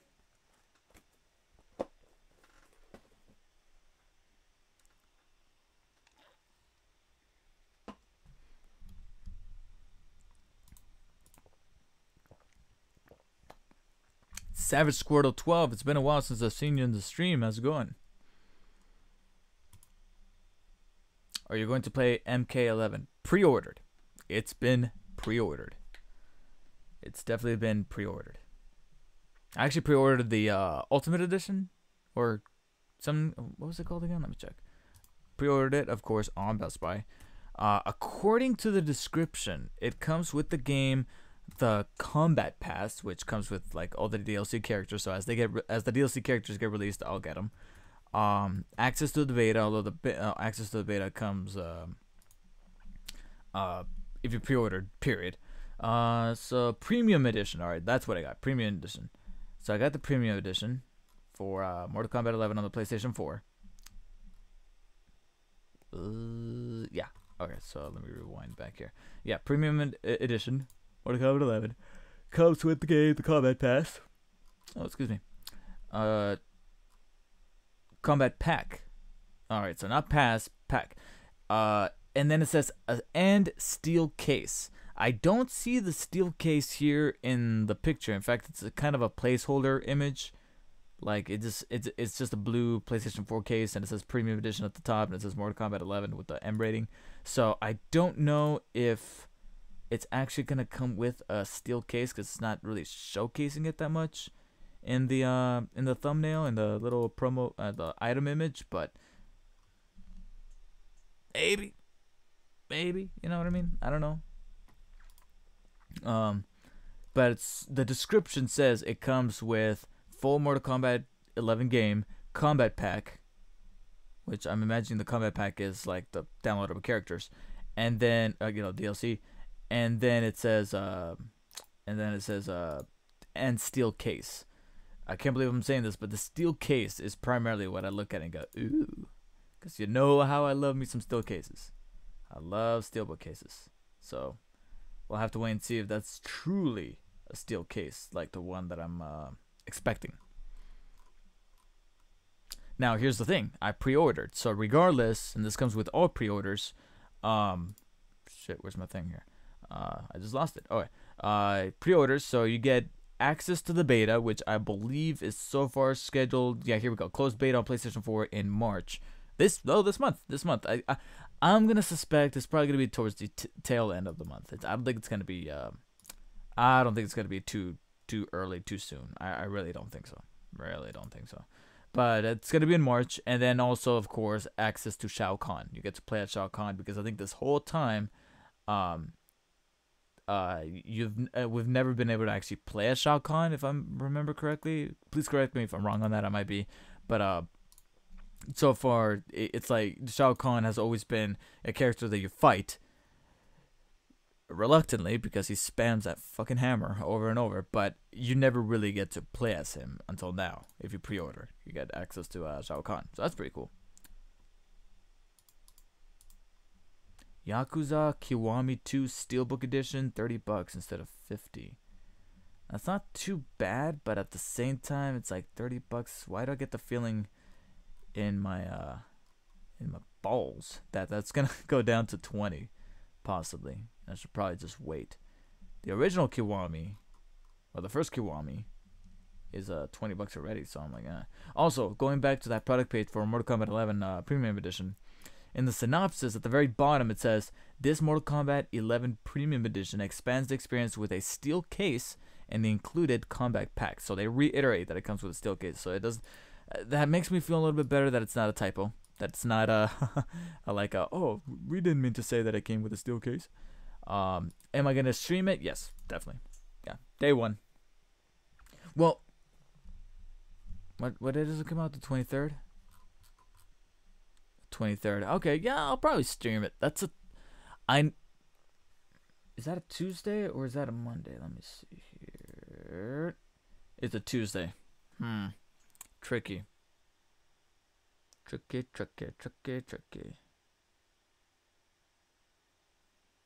Yeah, I might stream it. It's either gonna be Tuesday or it might be Monday night. Might be Monday night, only because there might be a midnight release, and by midnight I mean 9 o'clock because we're in the west coast. So 9:01, I think we might be able to get the game, and if so, even if I have to work that day, I might be able to come home, pop it in, download the update, and stream it. If I'm prepared enough, I might be able to stream it. Yeah, I mean, I'm streaming it regardless, but how soon depends on just how works out that day. That's primarily what I'm waiting for.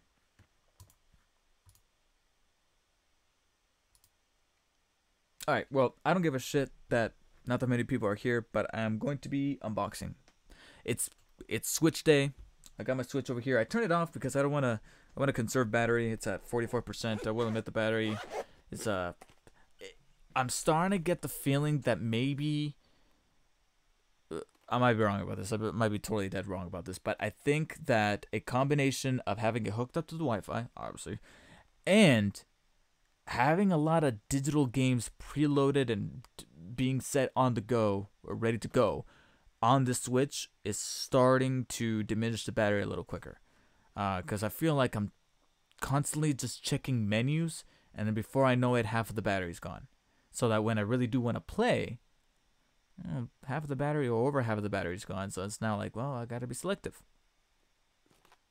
So, yeah, battery's been a little bit of an issue, but it hasn't hit that point where I'm like, there's something wrong with my Switch. And even if there is something wrong with the Switch, I did get the warranty on it, so there's at least that, which I think marks 1 year this month that I got it. So I got another year, and unfortunately, fuck me, I don't believe I can renew it anymore. At the time, they said that you could renew it, but I don't think I can renew it anymore. They got, that's one of the things that I don't like that they did recently at Best Buy, is that you can't renew protection plans anymore. So whatever it is that you got, that's what you get. Which means that if something goes wrong with my Switch after the 2-year warranty, after this next year, granted, by then there's a very likely chance there might be a Switch Pro or Switch Mini by then. Well, I don't think I would get a Switch Mini. A Switch Pro probably. If it's slimmer, much more powerful, yes. A Switch Mini, I don't think so. Because people are saying, rumoring that if there were to be a Switch Mini, it'll be pretty much this, except you can't take off the Joy-Cons and you can't dock it. It's just, it's almost like a 2DS, but it's Switch. It's with the Switch power, so that's how you play. But it's gonna be like this in handheld mode all the time. You can't dock it. You can't take off the Joy-Cons. It's just this. You know, it's gonna be cheaper, obviously, but yeah.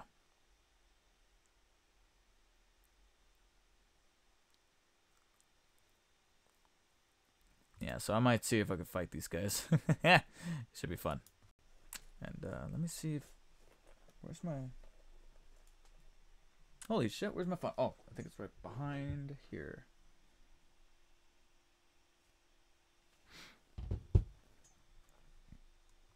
Stardew Valley is a game that I want to get, but I definitely don't want to spend too much money on, because it is one of those simulator type games that I'm like, I think that's a good time waster, but I don't want to spend the full $15 on it. Yes, $15.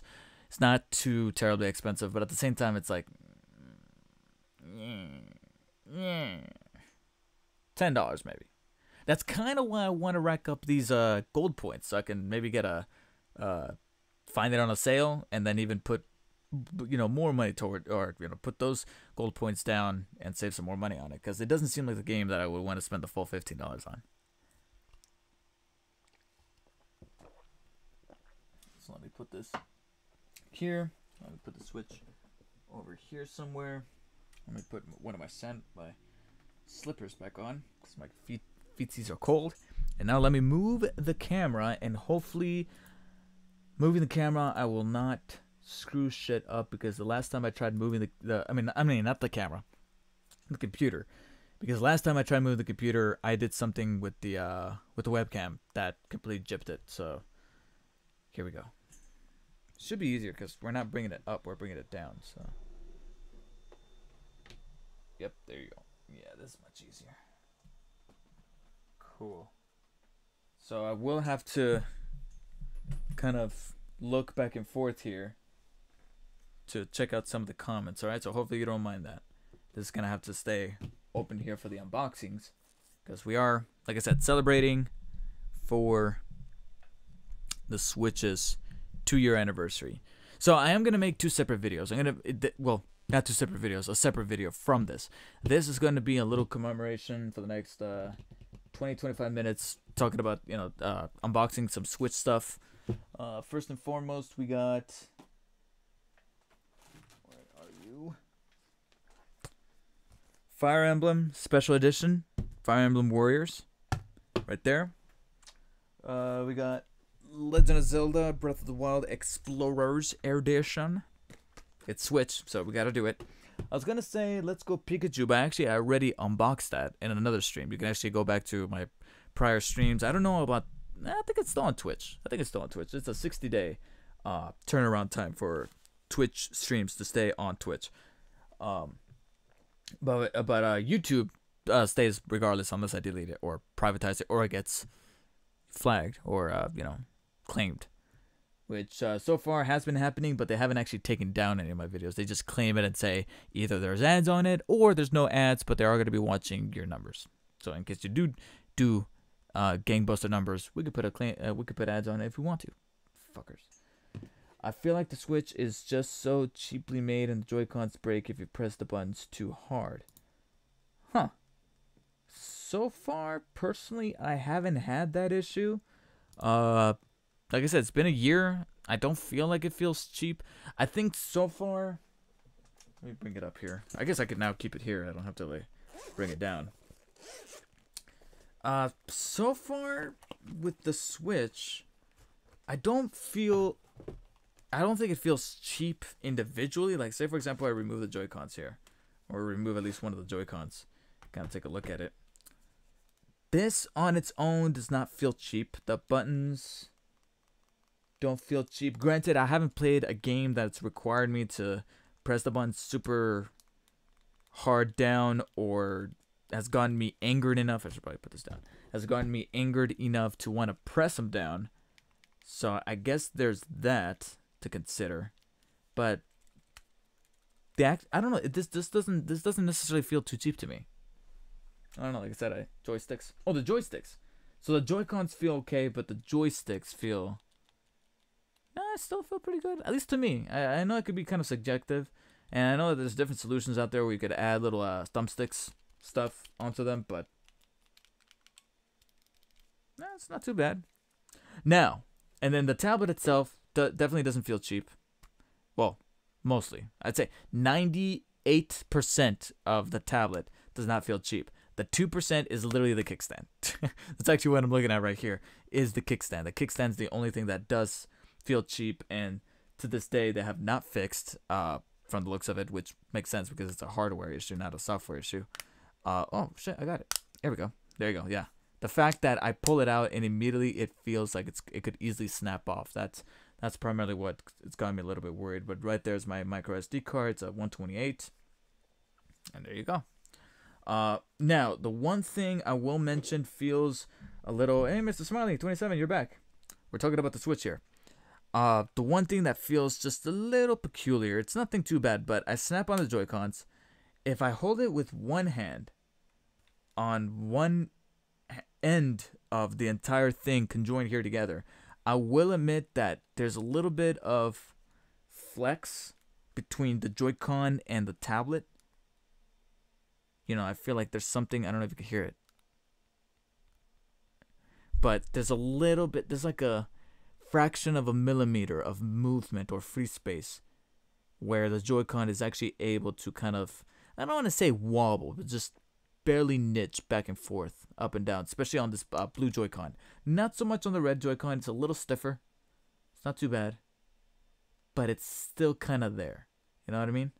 So it doesn't just 100%, at least in my opinion, completely lock. There's a part of me that does kind of worry a little bit if I hold my Joy-Con like my Switch like this, like one hand just like this, and I feel like all this is just kind of like bouncing back and forth. It's still durable. I mean, I've seen this highly not recommended, but I've seen some tests on YouTube where people have dropped these things and they film it in slow motion and it actually bounces, like it actually bends and flexes when it hits the ground. It's just kind of like doing, and it's still working.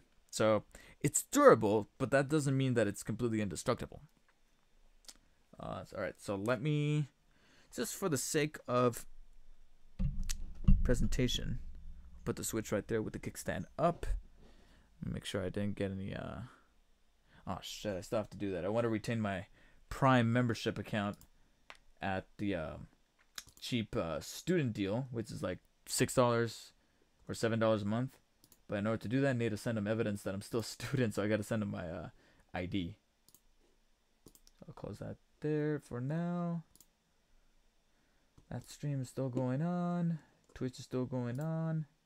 Okay, so let's see what I can unbox. And also, there's another game over there. Although I think I might save that one because it's not just the game. There's a bunch of accessories with it that I'm like, I think that requires its own stream. I think, and that's going to be the Starlink starter pack. I have it for Switch, which is the Star Fox, the figures, the da-da-da-da-da-da. I think that's a little too much. I feel like these two right here, and then a few of these games, just to kind of commemorate the Switch. Let's get them out of their cellophane, and I primarily want to pop them into my Switch so I can get some of those gold coins.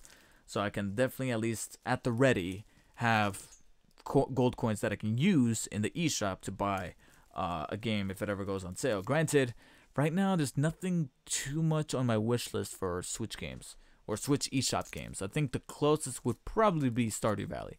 Stardew Valley.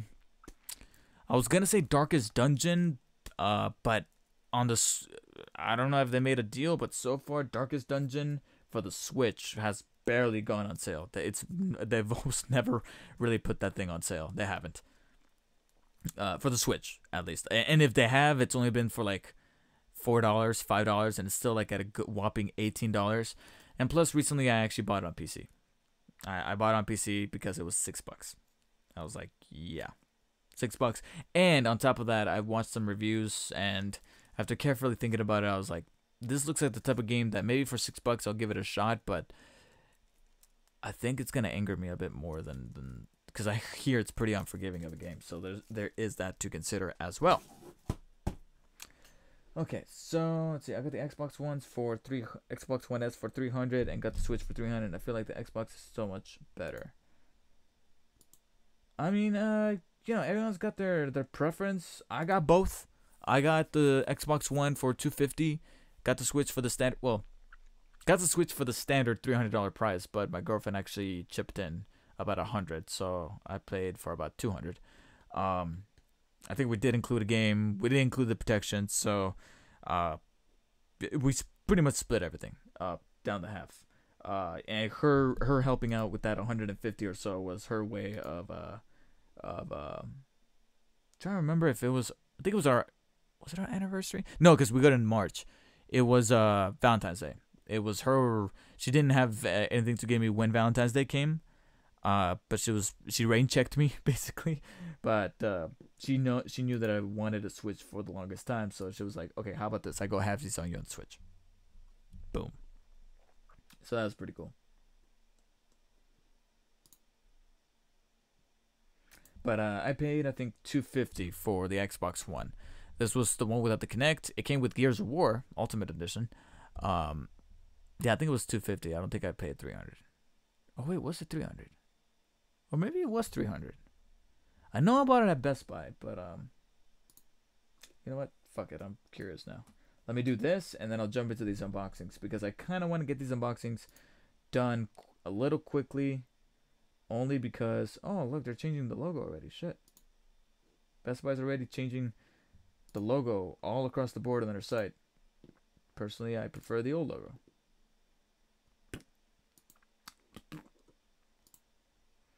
Continue without employing. Alright, cool. So search by product name. Let me type Xbox, and let's see how far back it could go. Let me see.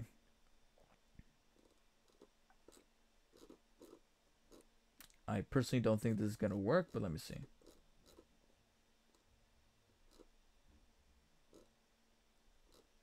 Oh, it's like that maybe it will work, because it's going back pretty far.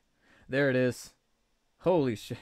November 6th, 2015. So 2 years.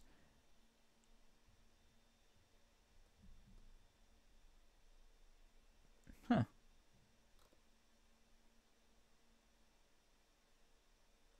What the hell? So I bought it in store, but then I returned it, but then I bought it again. Oh. I know why. Wow. Okay. So, completely. Yeah. Okay. So, I paid $350 for, $350 for it because it's $377.99. That was probably the taxes. So $350 for the Xbox One. Wow. Never mind. That was even more. It was even more than the Switch, and I'm loving the Switch. So we're kind of on opposites. Savage Squirtle. All right, Savage Squirtle. See ya. We have to go.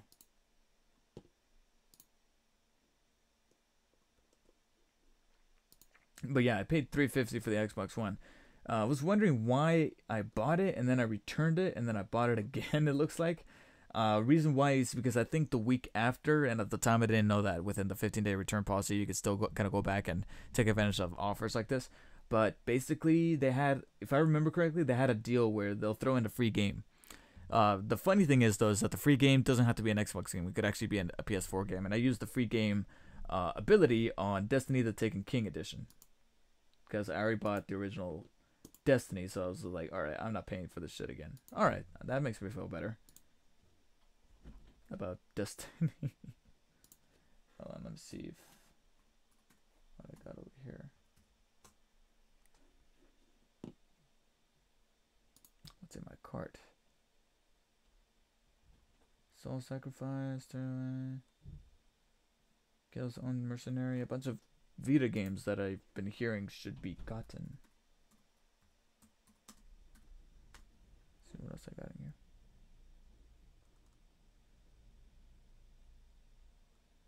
Okay, so Destiny 2 Forsaken Legendary Edition collection is still $20, so definitely want to get that. Mr. Smiley27, I know I asked this before, but will you review Spider-Man 2000, Spider-Man 2, Enter Electro, Spider-Man Fatal Foe, Web of Shadows, Shattered Dimensions, Edge of Time, and The Amazing Spider-Man 1 and 2? It's funny because I actually had a little bit of a mini discussion earlier in the stream about that.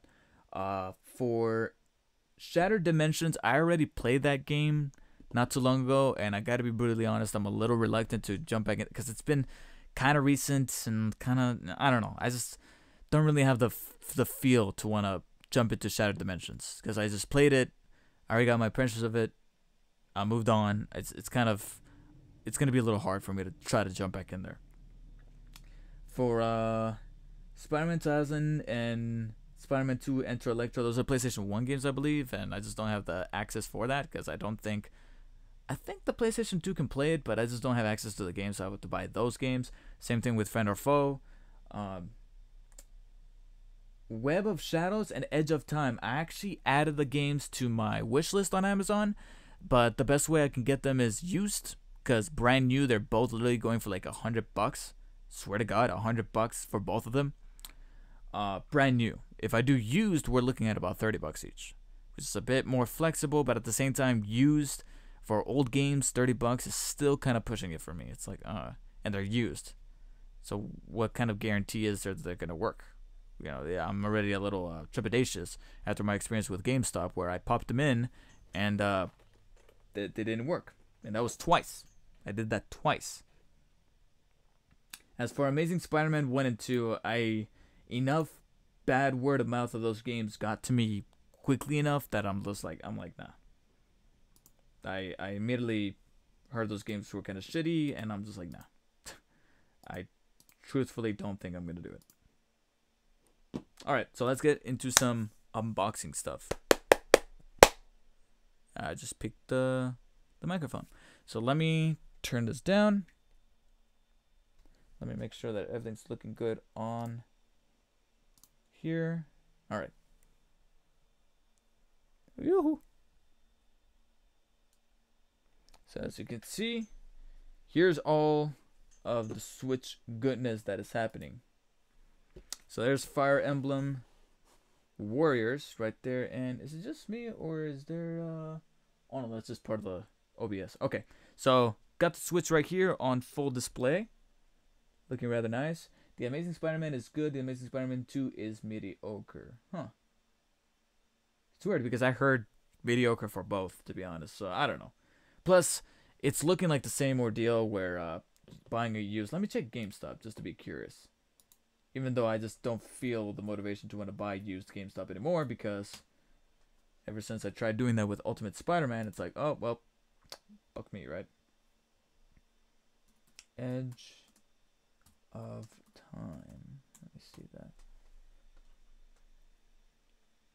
Oh, $14.99 pre-owned. Well, wait, no. $20 pre-owned PlayStation 3. Huh.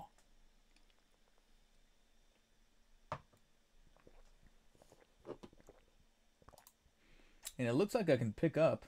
I'm seeing what's in theory, the closest store. Okay. There's a store. There is a store 6 miles from. There's actually only one. Ooh. Shit. There's only one store in my nearby area that carries Edge of Time for $20 used.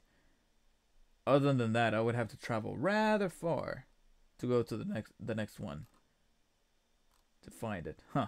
Interesting. Maybe tomorrow. Tomorrow's one of my days off, and I'm not seeing my girlfriend, not seeing anybody, so it's like, you know, better timing. Let me try Web of Shadows.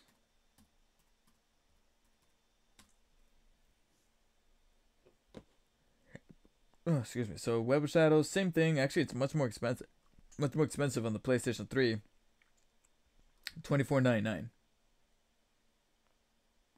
$24.99. So let me see what store it says. Pick up at store. Check availability. Let me see. Ooh, that one's actually bad. Let me see. Is there a store near where I work that carries it? Nope. Not even there. So it can't be like right away on my commute. Actually, damn. The nearest GameStop that carries Web of Shadows where I live is Matrix. Thank you for subbing. Matrix, if you're still watching, if you have a Twitch account, I would also appreciate it if you followed on Twitch. Twitch.tv/DarkSpiderDavid. We're literally at number 49. You could be the 50th follower. Number 50. You can go to sleep knowing that you were the 50th follower on Dark Spider David's Twitch account. Spider-Man Shattered Dimensions is great. Yeah, I liked it. It had a little bit of repetitiveness from what I can remember, but other than that, it was fine. Oh, is he done? Damn. I was gonna challenge M-Dog. To Smash Brothers. God damn it. Oh no, he's still playing. Oh. I thought he was done. No, but what I was gonna say is that the nearest GameStop that carries Web of Shadows where I live is 32 miles away, which is not terrible, but it is a drive. And I was literally there last night, or yesterday afternoon, evening-ish, around 5ish or 6ish. I was there because I was interested in checking out their Vita or their used Vita to see what condition it was in, how scratched it was, and so far almost every GameStop that I've been to that has a used Vita for $150, the Vitas aren't looking that great. They're not terrible looking, but that back is super scratched up. It's dirty. It's muggy. I don't know. I just looked at it all and I'm just like, nah. I'd rather pay the extra 30 to 40 bucks ish and just get either a brand new one or one that's almost like new on Amazon that's like open box, and hopefully still be able to return it if that were to sort of happen. The cartoon actors are in Spider-Man Shattered Dimensions. Oh yeah, like Josh Keaton, I think he's in there, and several other ones. Yeah, it's cool that they kind of keep all that stuff in house. All right, no more distractions. Well, I'll still try to, be consistent with the stream, but now let's jump into these unboxings. All right, because I've been wanting to unbox this guy for a good while.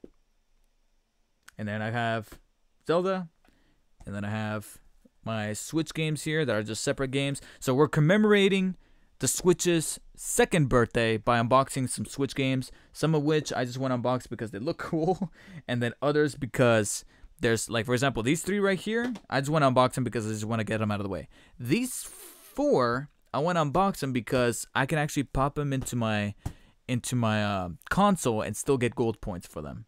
Now these are the least interesting because they're just in their standard modes. They're just cases, so nothing too exciting there per se. But over here we have these two collector's editions. We have the Explorer's Edition of Legend of Zelda Breath of the Wild, and then we have the Special Edition of Fire Emblem Warriors, which comes with like soundtracks and cards and a bunch of other shit. So we're gonna do the Zelda one first, only because from the looks of it, the Zelda one has less stuff to kind of go through. Like it's a little more flexible in the sense of like, hey, we could just jump right into the box and grab everything. Now the only thing I'm not liking so far, so there's the Legend of Zelda Explorer's Edition, comes in a box type of packaging.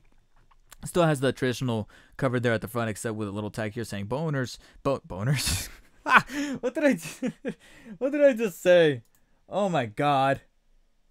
I can't believe I just said that. Boners. Bonus Explorer's Guide and Map inside. So as you can see, it's in a box style. Let's see if See that right there. It's in a box style. Got the spine that just says the title. Explorers Edition. Same thing over there.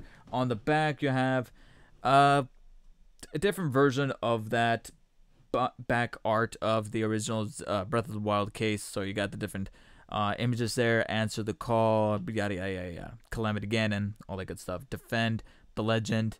You know, trying to steer away from saying Defend the Princess as usual because we're kind of tired of that.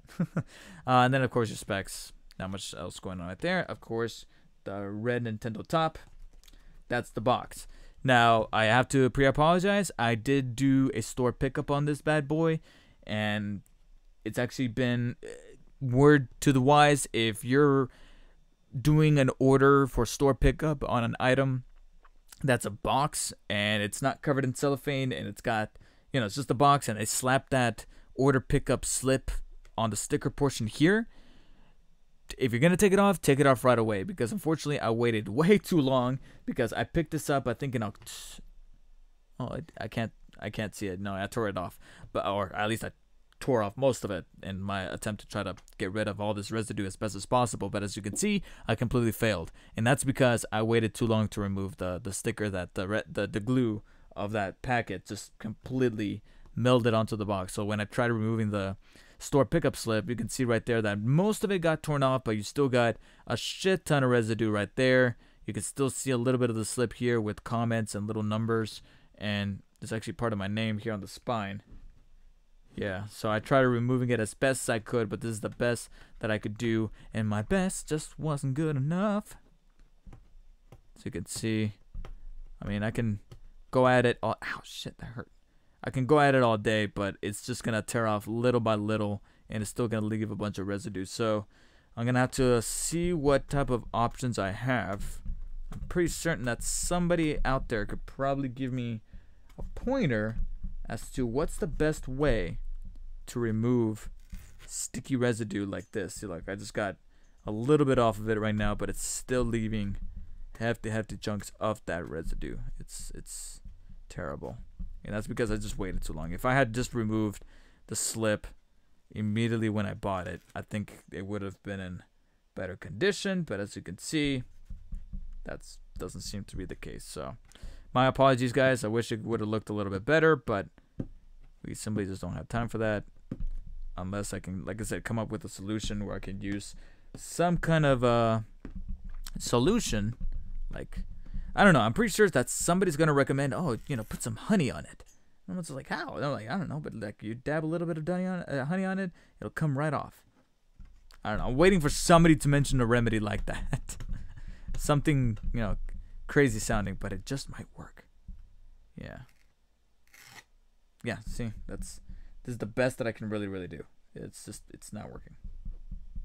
All right, so let's get to unboxing and take a look at the contents inside.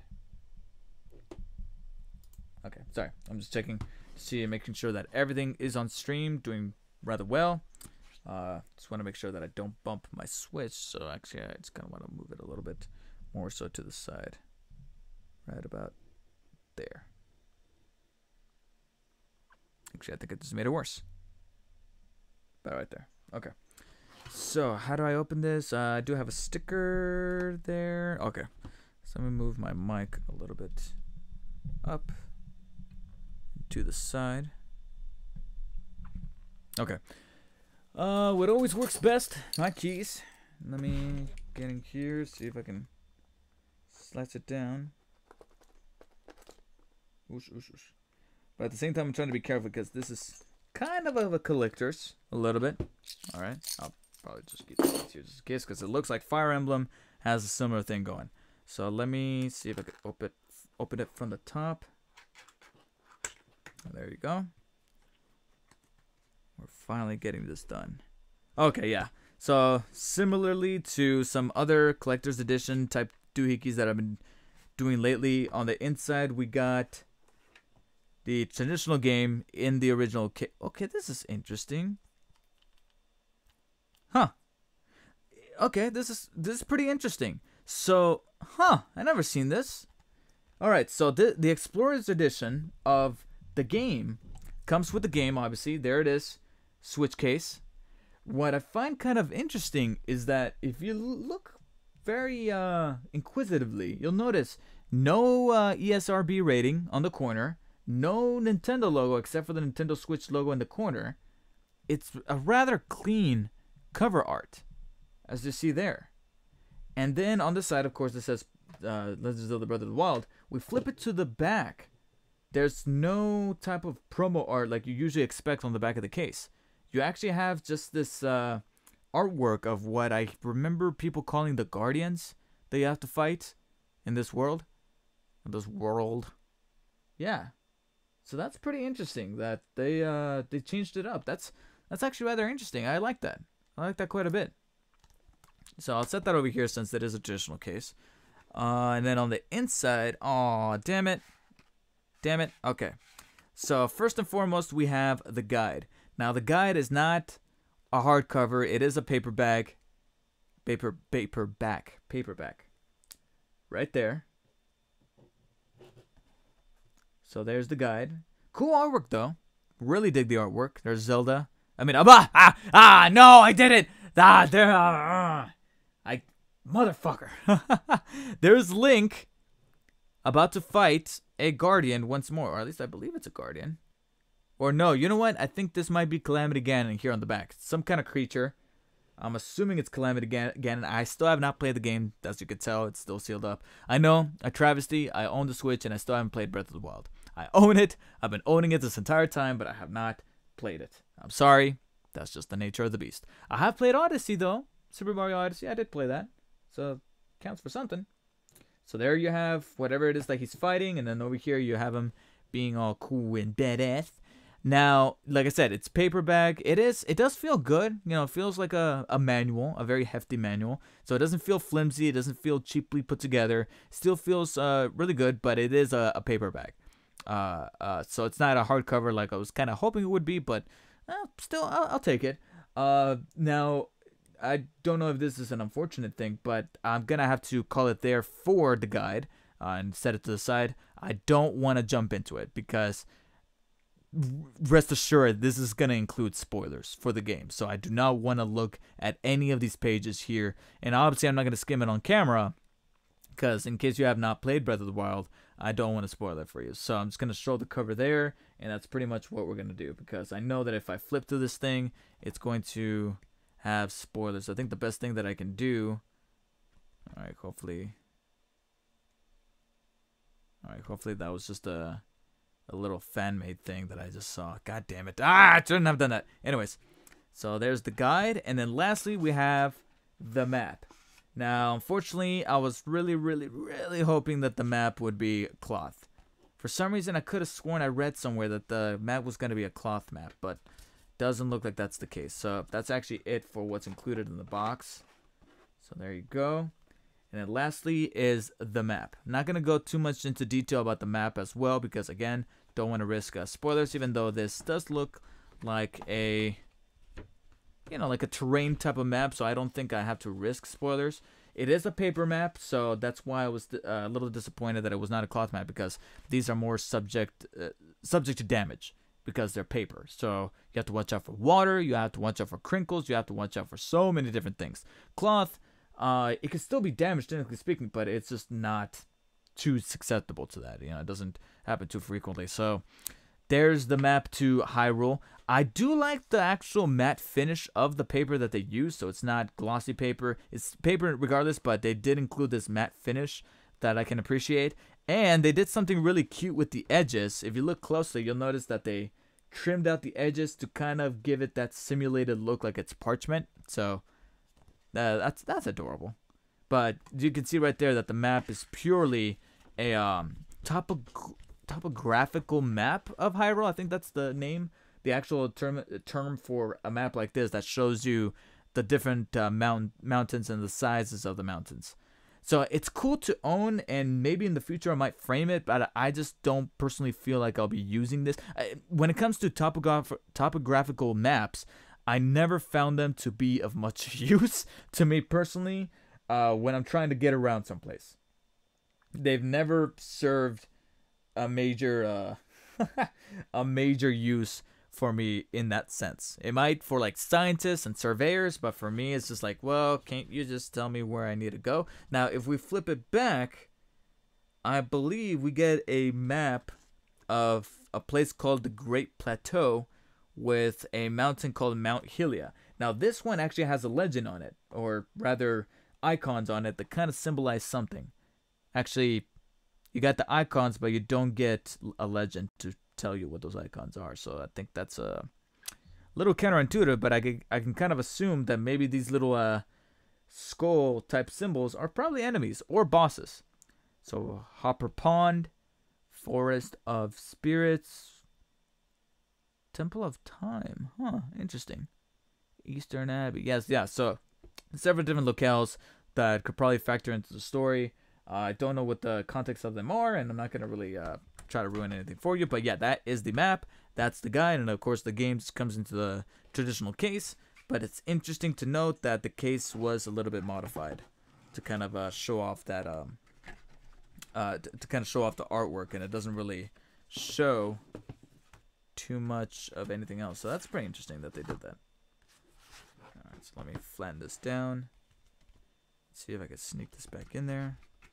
Yeah, so I knew that the Explorer's Edition here of Legend of Zelda wasn't going to be like a huge... I think there... Now that I think about it, I think there might be another edition of Legend of Zelda, or Breath of the Wild, really, that does come with a cloth map, but it might have been an exclusive to another retailer. So, I don't know if I should just keep this out. Yeah, I'll probably just keep that out since it's just a normal case. And it's probably going to be the same thing with Fire Emblem Warriors. There's going to be the normal case in there, but inside of this box I can keep all the nifty little goodies. So there's that. Set that, I'll set this inside over here somewhere. You know what, no, I'll just put it back over here. Let's try to keep it out of the side here. Shane City, thank you for following on Twitch. Thank you for following. Much appreciated. You might be the 50th follower. You might be. The numbers haven't changed yet, so give it a little while. Yeah, so far it's still... I mean, I got the email. Yeah, this is right there. Shane Seti. Shane Seti followed you on Twitch. So give it a little while, and then maybe the numbers might change. But for now, I did receive your email, and I really appreciate the follow. Thanks so much. If you... Oh, look, it made a noise. Yeah, there it is. Shane Seti is now following. 50 out of 50, guys. We hit 50 followers again. Thank you so much. I don't know why that... God damn it. I don't know why that icon was kind of off to the side. I might have... I think... Oh, you know what? I should have put that on the center. God damn it. I should have... I should have put that on the center. My bad. Yeah, I probably should have put that on the center. It probably would have been a little... And also, probably blow it up a little bit. It's a little small. Anybody else who's watching, if you want to follow so you can see Link do a little thing there from Ocarina of Time. But thank you, Shane Seti. You are the 50th follower again, because we did hit 50 followers before, but I don't know what happened if somebody, you know, closed their account or they unfollowed. I don't know, but much appreciated. We are now at 50 once more. We are building a community here on Twitch. We've hit the 50 follower goal. Personally, I feel like what I definitely want to make sure to do is to maintain the 50, because as I noted before, I hit 50 followers before, but it didn't stay at 50 for long. It went back down to 48. We had to work our way back up to 50. So let me see if it stays at 50 for like the next 2 or 3 days. And then if it stays like that, then I might have something special coming towards you folks that are following on Twitch, specifically for Twitch followers. It might be in the form of a giveaway. It's kind of leaning towards that direction, but I haven't made up fully in my mind. So stay tuned for that, but really appreciate it to all who follow. Damn, bro, thank you for the... I mean, damn, bro, thank you for tuning in on the YouTube stream over there. But people following on Twitch, if you hit the follow button, you'll be considered possibly for a giveaway I might be doing pretty soon. I'm still contemplating on the logistics side of things for that giveaway, but let's just say that I have some copies of a couple of games that were Game of the Year contenders from last year, And because there's spare copies, I'm like, well, you know, I got these copies to give away, I guess. You know, they're just going to be here. Might as well give them away. So now let's unbox Fire Emblem Warriors. Originally, I was going to unbox this, Legend of Zelda Breath of the Wild, which I did, and then Starlink. But I feel like Starlink has too many accessories to go through that I think that might need its own unboxing video or unboxing stream in the future. So I might have to do that separately at another time. So we're just gonna, because these things this has quite a bit, but the Breath of the Wild I know didn't have that many goodies in it. It only had the map and the guide, and I wasn't really gonna break down every single little thing. So damn, bruh, yeah, go ahead and grab him by the arm and twist it all the way back until you start to hear a little tiny snap noise, and then once that happens, then he'll definitely follow the Twitch channel. I'm kidding. Don't do that. Primarily because I don't want to be corroborated in this criminal act.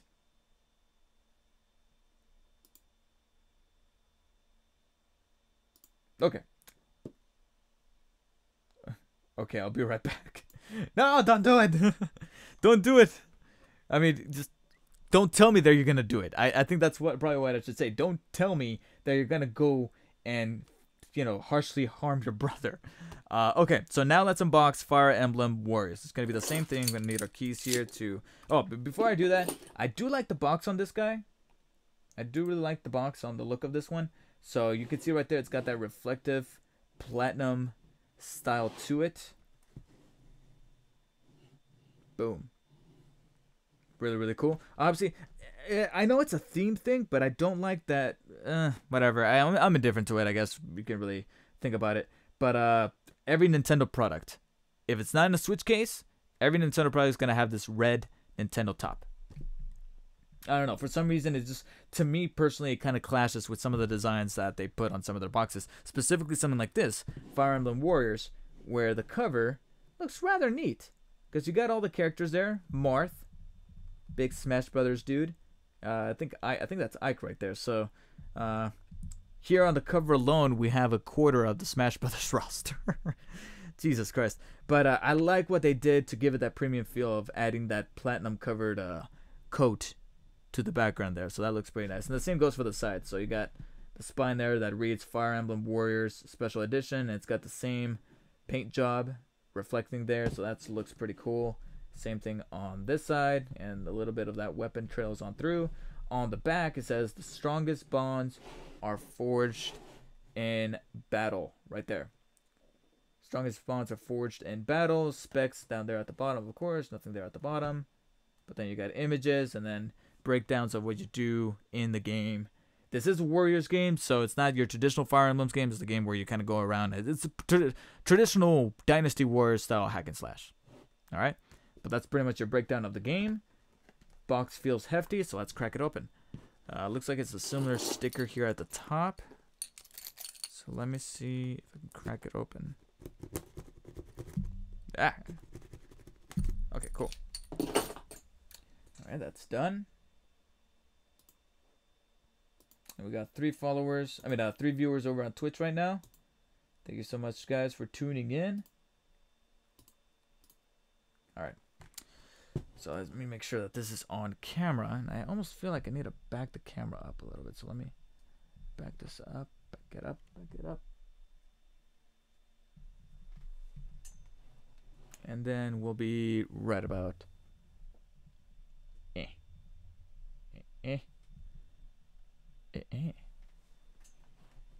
Okay, so now we can kind of be a little bit more free range.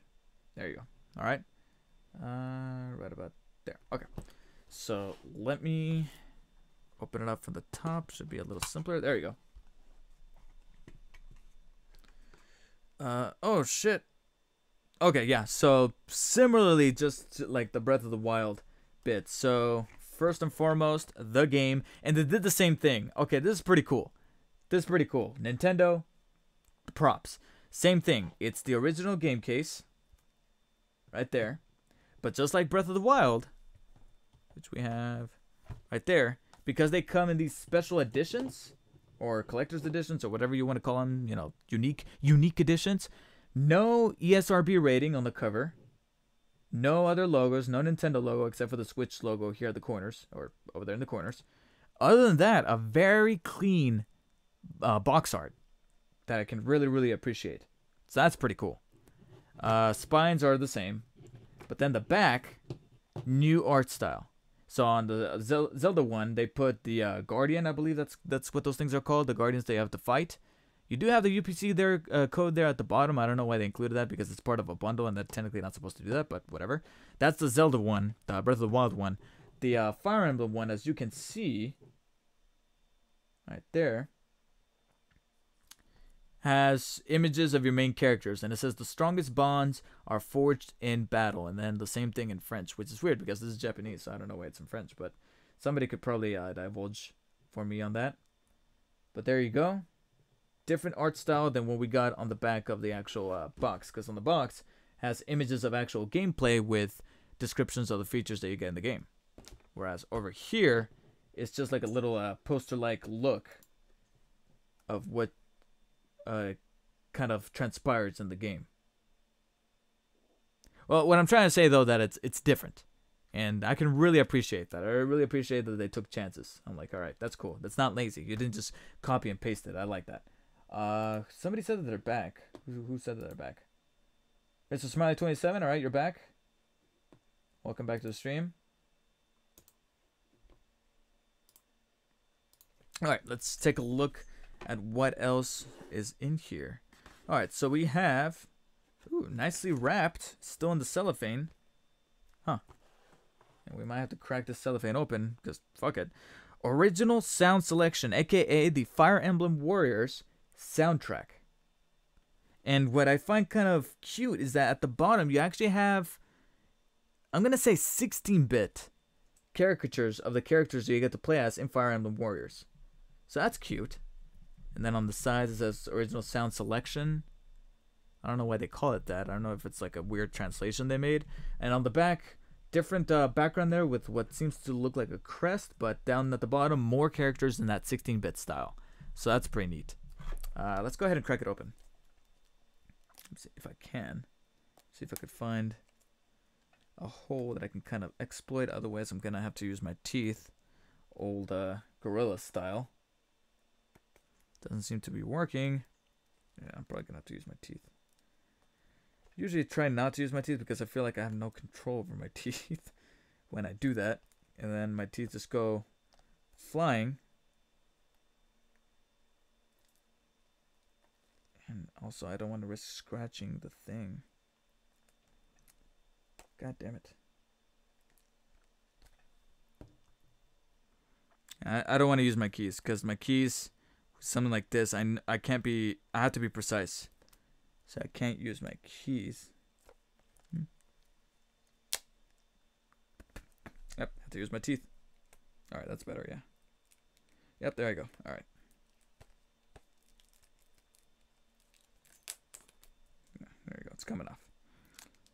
Yeah, because with the keys, I feel like I could have easily made a gash on the actual case here. Or whatever this happens to be. So remove the cellophane. Put this over here. Try to make a mental note to throw that away, because sometimes I do forget to throw shit away.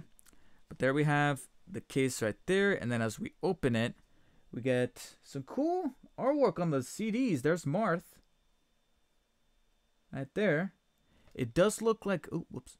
It does look like over here we have okay, we have credits. So arrangement, violin, trumpet, winds, recording and mastering audio, studios, more 8-bit caricature, 16-bit caricatures rather, because I believe that's 16-bit, not so much 8-bit. And then as we open this up, more of that artwork. So let's see if I could, oh, there we go. That's neat. 1, 2, 3 CDs. I don't know if I'll ever pop these in, but they're cool to own. It's a good conversation starter. Holy shit, who's that? Damn, bruh. Thank you for following on Twitch. There goes Link, getting ready for the fight. I just wish I could change that the sound. One of these days, coming up in the next few days, I'll definitely change the sound. Don't worry, I'll change the sound on that. Now, Dan, bro, was that you or was that your brother that followed? Because if you're still waiting on your brother to follow on Twitch, then all right, we're still waiting on that one.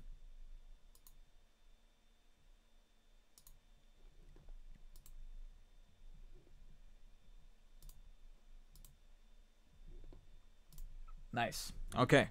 So, yeah, it's a good conversation starter to have. The little CDs were here with the Fire Emblems. One of these days, I might listen to it. I might just, like, pop it in and listen to it while I'm working on something.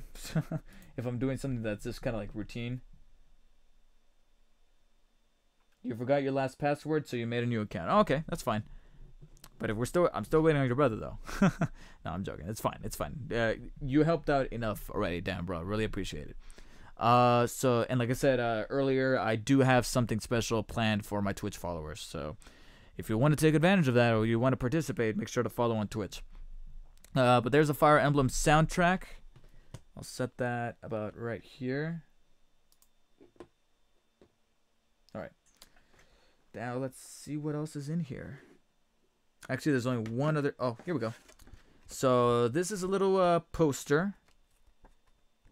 I believe this is the Fire Emblem Warriors poster. It just says Fire Emblem Warriors poster. I don't know how descriptive. Oh, that's kind of neat. All right, Japanese on the bottom. I mean, on the back. On the front, English. And what it's doing so far. Oh. So it's a Fire Emblem poster. Not a Fire Emblem Warriors poster. It's a Fire Emblem poster. And what it does is that it pretty much breaks down the core Fire Emblem games and tells you, okay, this is where these characters were introduced, in case you were completely out of the loop, which I totally am. So let me actually show it on camera. I should probably stop looking at it and show it on camera. So there's the Fire Emblem poster. At the very top, you got the original Fire Emblem on Game Boy Advance. Next to it is a DS game, Nintendo DS game called Fire Emblem Shadow Dragon. Yeah, Shadow Dragon, which is where Marth actually made his appearance from, according to this poster. So that's pretty neat. Over here, down below, is actually a Fire Emblem 3DS game that I do own. I just haven't jumped into it. Hopefully one of these days. But then again, I'm still playing Pokemon Y, so I still feel like the next 3DS game that I play, I definitely want it to be a quick game, like a quick 10-hour experience. I don't want it to be a full 30-hour or 40-hour RPG. So I might take a break from that and then jump into Fire Emblem Awakenings. But it's Fire Emblem Awakenings right there in the middle that introduced Lucina, Cordra, whatever her name is, Lisa, Chrom is in there, and Robin, who can turn into a girl, which is freaky, but okay. So there's that. And then down here to the side of the two companion Fire Emblem games that came out at the same time, Fire Emblem Fate's Conquest and Fate's Birthright. So, fire, blue and red for Pokemon. And then lastly, Fire Emblem Echoes, which I hear is like a remake of Fire Emblem or 2 or so. I don't know. But these are the main games that are being shown off here, and then Fire Emblem Warriors, and it looks like those are the 3 characters that are introduced with Fire Emblem Warriors. So, neat little poster to kind of look at. It feels more like a catalog rather than a poster, though, to be brutally honest. And on the back, like you saw the Japanese translation. So the poster's okay. I think it could have been a little bit better because so far it looks like a timeline. It doesn't look like an actual poster, if you get what I mean. You should have 51 followers right now. Yep. If you look at the little timer right there, or the little goal thing, it says 51 followers. So yeah, we're at 51 followers now. So even if I lose one, I'll stay at 50. I definitely want to feel a little bit more secure with 52 though. But it's fine. It's fine. I'm not complaining. Glad that you guys were all able to contribute fairly well. More than fairly well. So lastly, I don't want to mess up this box. Lastly, inside of the box, and yep, that's it for what's inside the box. Is that it? Yeah, that's it. Okay. Just want to be perfectly straightforward. So I'll put the box right here. Move my keys, make sure they don't fall. Okay. This is probably going to fall. But lastly, we have this. Okay. So you can see, this is something really hefty. This is, don't worry, my stepbro gonna follow in a bit. Okay.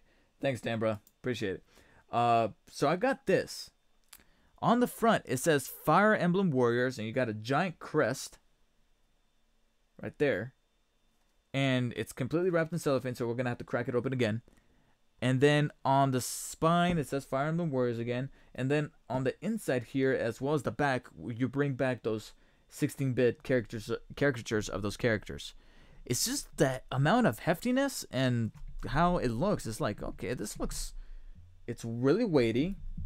It's rather special. I could look at the box and kind of break down what it's included. And I kind of have an idea what's included, but let's take a look.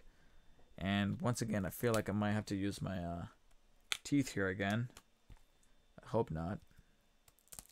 God. Oh, wait. I think this might be easier. I think there's more. Or, you know what? I'll use my keys, but I think I can actually pull the cellophane up. Yep. Cool. Yeah, I can actually pull it up that I can actually avoid the, yeah. I can avoid the box and not risk damaging it. Yeah, okay. So I'll put that down.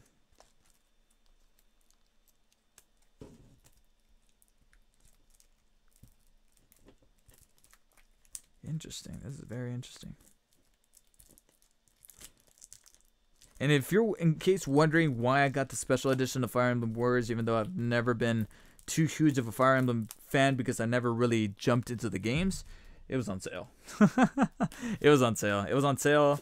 I got it, I think, for less the price of the standard version of the game. So it was kind of like a, well, fuck it type moment. Plus, at the time, I think I was hungering a little bit for Switch games. So there was that too.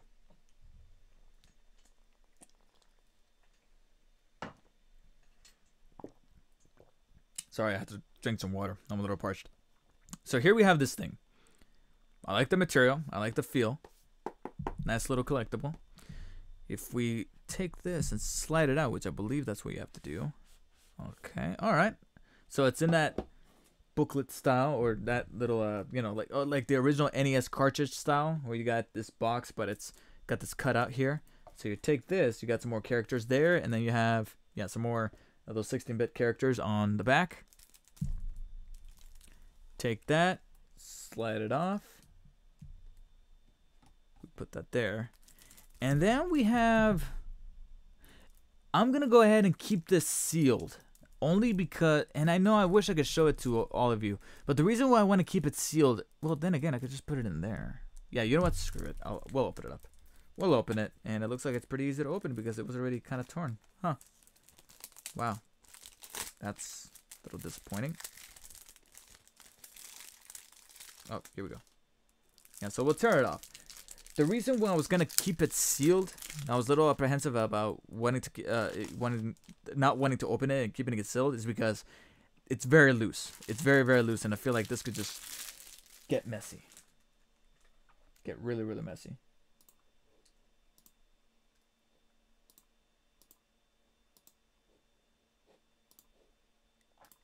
Okay. So what this is, according to the box, Fire Emblem Warriors character card set. So it's a card for literally every character that you could fight as in Fire Emblem Warriors. So at the front, you have a character named Anna. And what's cool is that these cards, you know, they feel good. You know, on the back of each card, it's just going to say Fire Emblem Warriors. You can see right there.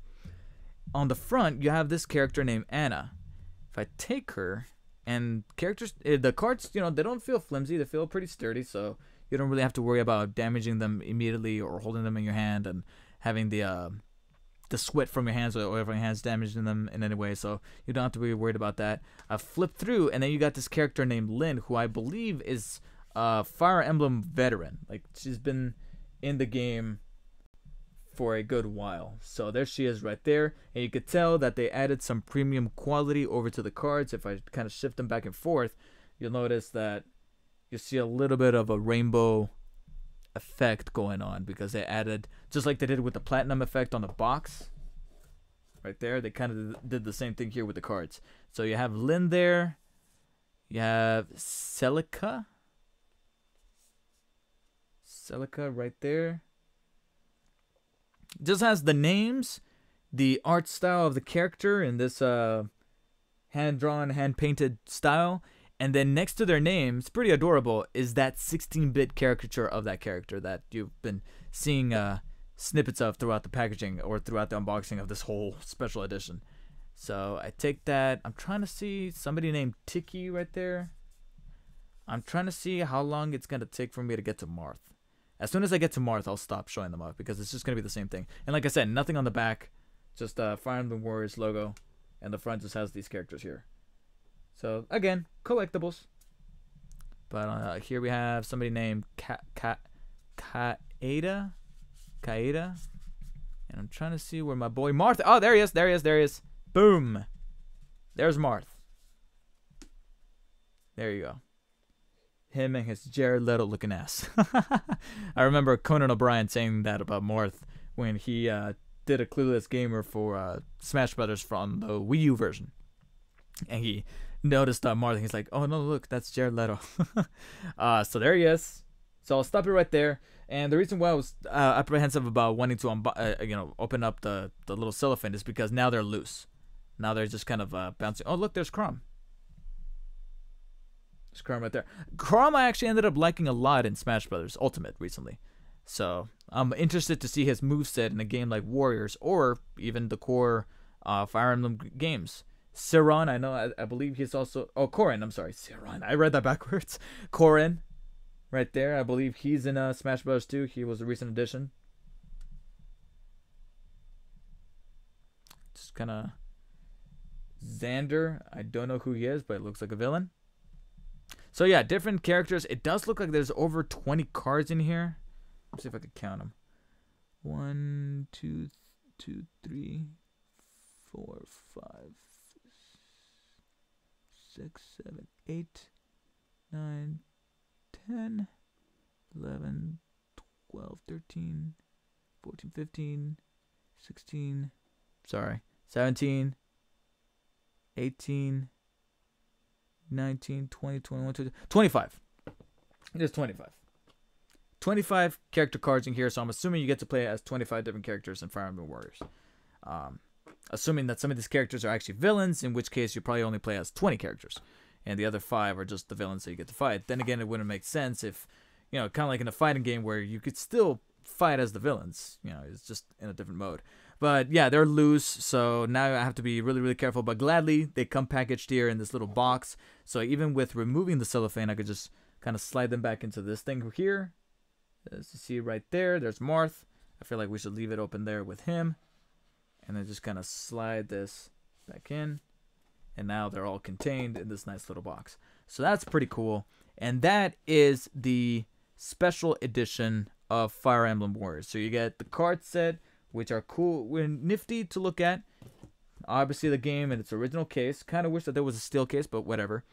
The soundtrack, which is really well packaged, really well commemorated here. Don't know if I'm actually going to listen to it, but I'm glad that it's at least there as a conversation piece. The poster is probably the weakest part of this special edition, only because it's not so much a poster as it is more so of a graph to show you what's the lineage so far of Fire Emblem games and which characters are introduced in which game.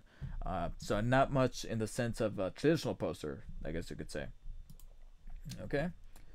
Yeah, and that does it really for my unboxings. So I unboxed Fire Emblem Warriors. There's that. I unboxed Zelda, Legend of Zelda Breath of the Wild, right there. I'll probably just keep it there. Hopefully it doesn't tip the switch back, okay? With the bonus edition right there. And with all this, I say happy birthday to the Nintendo Switch. 2-year anniversary of the release of the Nintendo Switch. It's been quite a ride, and honestly, I can't believe that Nintendo is in the place that they're at, because they were in a very bad place not too long ago, and the Switch was lightning in a bottle. It's insane of what they were able to do with the Nintendo Switch. So that does it for this little unboxing session, and quite honestly, I think that does it for the stream. We've been going for a strong 2.5 hours, a little over 2.5 hours. We're almost nearing the 3-hour mark. And also, I have to start getting ready because I do have a date waiting for my girlfriend. We're going to go have dinner and such as soon as she gets out. And actually, her ride from work back to her house, so I kind of have to. I'm actually on a schedule, so that does it for the stream, guys. So whoever's watching on YouTube and Twitch, thank you guys so much for tuning in. To all the commenters who were able to bring it on both Twitch and YouTube. So over on Twitch, Flare Fox 1009, Billy Onicle, and then of course Dambra. Thank you for tuning in to the stream and also for following. Thank you for creating that account. I know I joked about it an awful lot, but you sincerely didn't have to really do that. I wasn't really forcing. I was toying around with the idea, but you didn't really have to do that. But I'm glad that you did, and now you'll be able to know when my next stream is. When's your next stream? Very likely tomorrow. Because I'm off tomorrow. I'm not seeing my girlfriend, not seeing anybody. It's a me day tomorrow. So definitely going to be tomorrow. I don't know if it's going to be... I still have yet to decide if it's going to be another stream like this. Well, actually, you know what? I don't think it's going to be a personal stream like this, where I talk to you guys, in front of the camera and I have the mic here. I don't think it's going to be like this. I think it's going to be a game stream. I think I'm going to be gaming. It's very likely going to be a game stream. Which game, however, I don't know per se. I wrapped up Battleborn, kind of, sort of. You can check out my stream from last night. It's about a 4-hour stream, but let's just say that I kind of beat Battleborn, but not really, because I did kind of rage quit at the end because I thought that the final boss for Battleborn is bullshit. Yeah, and I kind of raged out a couple times. I raged out in that final boss that I was just like, fuck this, I'm done. And I ended up watching the ending cutscene on YouTube because it was just like, no, this is not happening. This is not happening. And you can't even make the game easier. So, anyways, I don't want to go on that rant again. I do not. I'm losing my voice. I don't want to go on that rant, down that rabbit hole once more. I should probably talk to you guys a little bit more personal here, so maybe toy up a little bit. There you go. So, which game? I'm leaning towards either Doom, because I feel like that's a very streamable game. It's a game that a lot of people like to watch other people play. So I got Doom right there. Of course, as soon as I popped it open, I knew I had to invert the cover, because you have the generic cover on the inside with Doom guy just posing generically. So knowing that there was an inverted backside to the cover, I was like, yep, I'm taking that shit out, putting it back in. And it looks like that. Yeah. So I was thinking Doom, because I know that that's a very streamable game. I also have over here in my pile Assassin's Creed Unity, because I've been trying to jump back into Assassin's Creed, and that's the next game that I actually have to play chronologically. Because I played Rogue was the last one I played, so next one has to be Unity, then Syndicate, and then of course into the new ones, which is Origins and Odyssey. So there's Assassin's Creed Unity, but there's also the Division, because I know we have Division 2 coming up, so I want to play Division. But I just don't know if those are streamable games. You know what I mean? Like if those are games that people genuinely want to watch me stream. So I haven't. I don't know. What do you guys? Whoever's watching on Twitch right now, you guys can let me know. But right now, I'm heavily leaning towards Doom, because Doom is fast paced. It's crazy. There's crazy kills. There's crazy gameplay. It could get kind of hectic, kind of crazy. It's the type of material to perfectly stream. Now here's the thing. I was leaning towards that, but at the same time, I'm like, well, I just unboxed some games here on the Switch. I'm looking at the Switch, and that Switch is looking mighty fine. And just recently, I got Nintendo Switch Online, or Nintendo Online, however you want to call it. And I'm watching a stream right now of this dude playing some Smash Brothers. And I could have sworn some time ago I said that I was going to do viewer matches or viewer battles with Smash Brothers. Now that I have Nintendo Switch Online, or Nintendo Online, whatever the fuck, it's probably time to make good on that commitment. Not so much a promise, but that commitment, and do some viewer battles with you guys in Smash Brothers, and actually involve the community. So not just watch me play Doom, watch me play Division or Assassin's Creed Unity, but actually play with me. That sounds creepy on the internet, but let's all play some Smash Brothers and get crazy with it. So I might do that tomorrow. I'm still on the fence. And that's okay. You know what, Dan, bro? You just said the comment right there. Okay, so good games. Also, make sure to download Republic Commandos before it goes away. You said it's on the Xbox, right? Republic Commandos. It's free on the Xbox, so I should probably jump on that. Was it a February game? Because if it was, then yeah, I think I got until like what, Wednesday.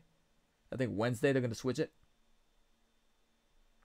But damn, bro, your last comment there, that's what's got me a little worried about wanting to do viewer battles for Smash Brothers, is because you just said you don't have a Switch and you can't play. I don't know how many of my viewers on Twitch or on YouTube have a Switch or don't have a Switch. So that's what's making me go, that's an issue. That could be an issue. And who knows, I might also mix and match. I might maybe play an hour of Smash Brothers online with other people, viewer matches, and then I'll jump into Doom for a couple hours. Might mix and match. I don't know. I haven't fully committed, but you know, I'll hopefully decide by tomorrow, and hopefully around this exact time that I'm streaming right now tomorrow, you will see me stream. It'll definitely be a game stream. It's not gonna be talking to the audience, but it is gonna be me playing. And like I said, I would love to get the community involved, either here on Twitch or over on YouTube with viewer battles on the Switch with Smash Brothers. Now that I have Nintendo Online and the game, and considering that we are celebrating that 2-year anniversary this week with the Switch, seems like a good time. I don't know. I'll think about it, but just stay tuned for that. And if you want to stay tuned for that, and you're still over on YouTube, but you have not become part of the fellowship, I'm thinking about calling it the fellowship because of follow, you know. So if you're not part of the Twitch fellowship over on Twitch, twitch.tv/DarkSpiderDavid, you can also check out the link in the description below. Click that, hit the follow button, or check out some past broadcasts. Check out my broadcast from last night of me trying to beat Battleborn and eventually raging out because that final boss, it was just anyways, if you want to check that out, go and click that. You can fast forward to the end, and if you like that sort of gameplay style, make sure to hit the follow button. That way you know exactly when I'm live again next time, as well as, you know, like I said, when those viewer battles go up, and you can check them out. Other than that, that does it for me. Like and share the live stream over on YouTube. Like if you can. I think you can like on Twitch, right? If you can like on Twitch, make sure to like. Otherwise, if you are a current viewer right now, but you have not followed the channel here on Twitch, hit the follow button. It's a little heart that's up there, and you'll definitely be part of the fellowship. I got something planned special for my followers here on Twitch. So all 51 of you, if you guys want to be a part of that, make sure to follow. And other than that, make sure to hit me up on social media platforms. Twitter, Instagram, DarkSpiderDavid is the username, so you can check me out there. And that's about it. Thank you guys for all who tuned in on Twitch. Danbra, FlareFox 2009, Billy Onicle, and anybody else who watched on Twitch. And then over on YouTube, Danbra, Mr. Smiley 27, Matrix, Savage Squirtle 12, Wolf Cool, Dan the 10 Man. Yeah, I think I said your name right this time. Mega, thank you for the inspiring words. Gregory Hamilton, thank you for, again, the inspiring words and what I was able to do with my passage of videos. What else? Who else? Jaden Pereza. Yeah, Mr. Smiley. CR7 the best. And then SpiderMark789 from the very beginning. Thank you guys all who tuned in on the streams on both Twitch and YouTube. I will catch you guys all on the next one. Take care.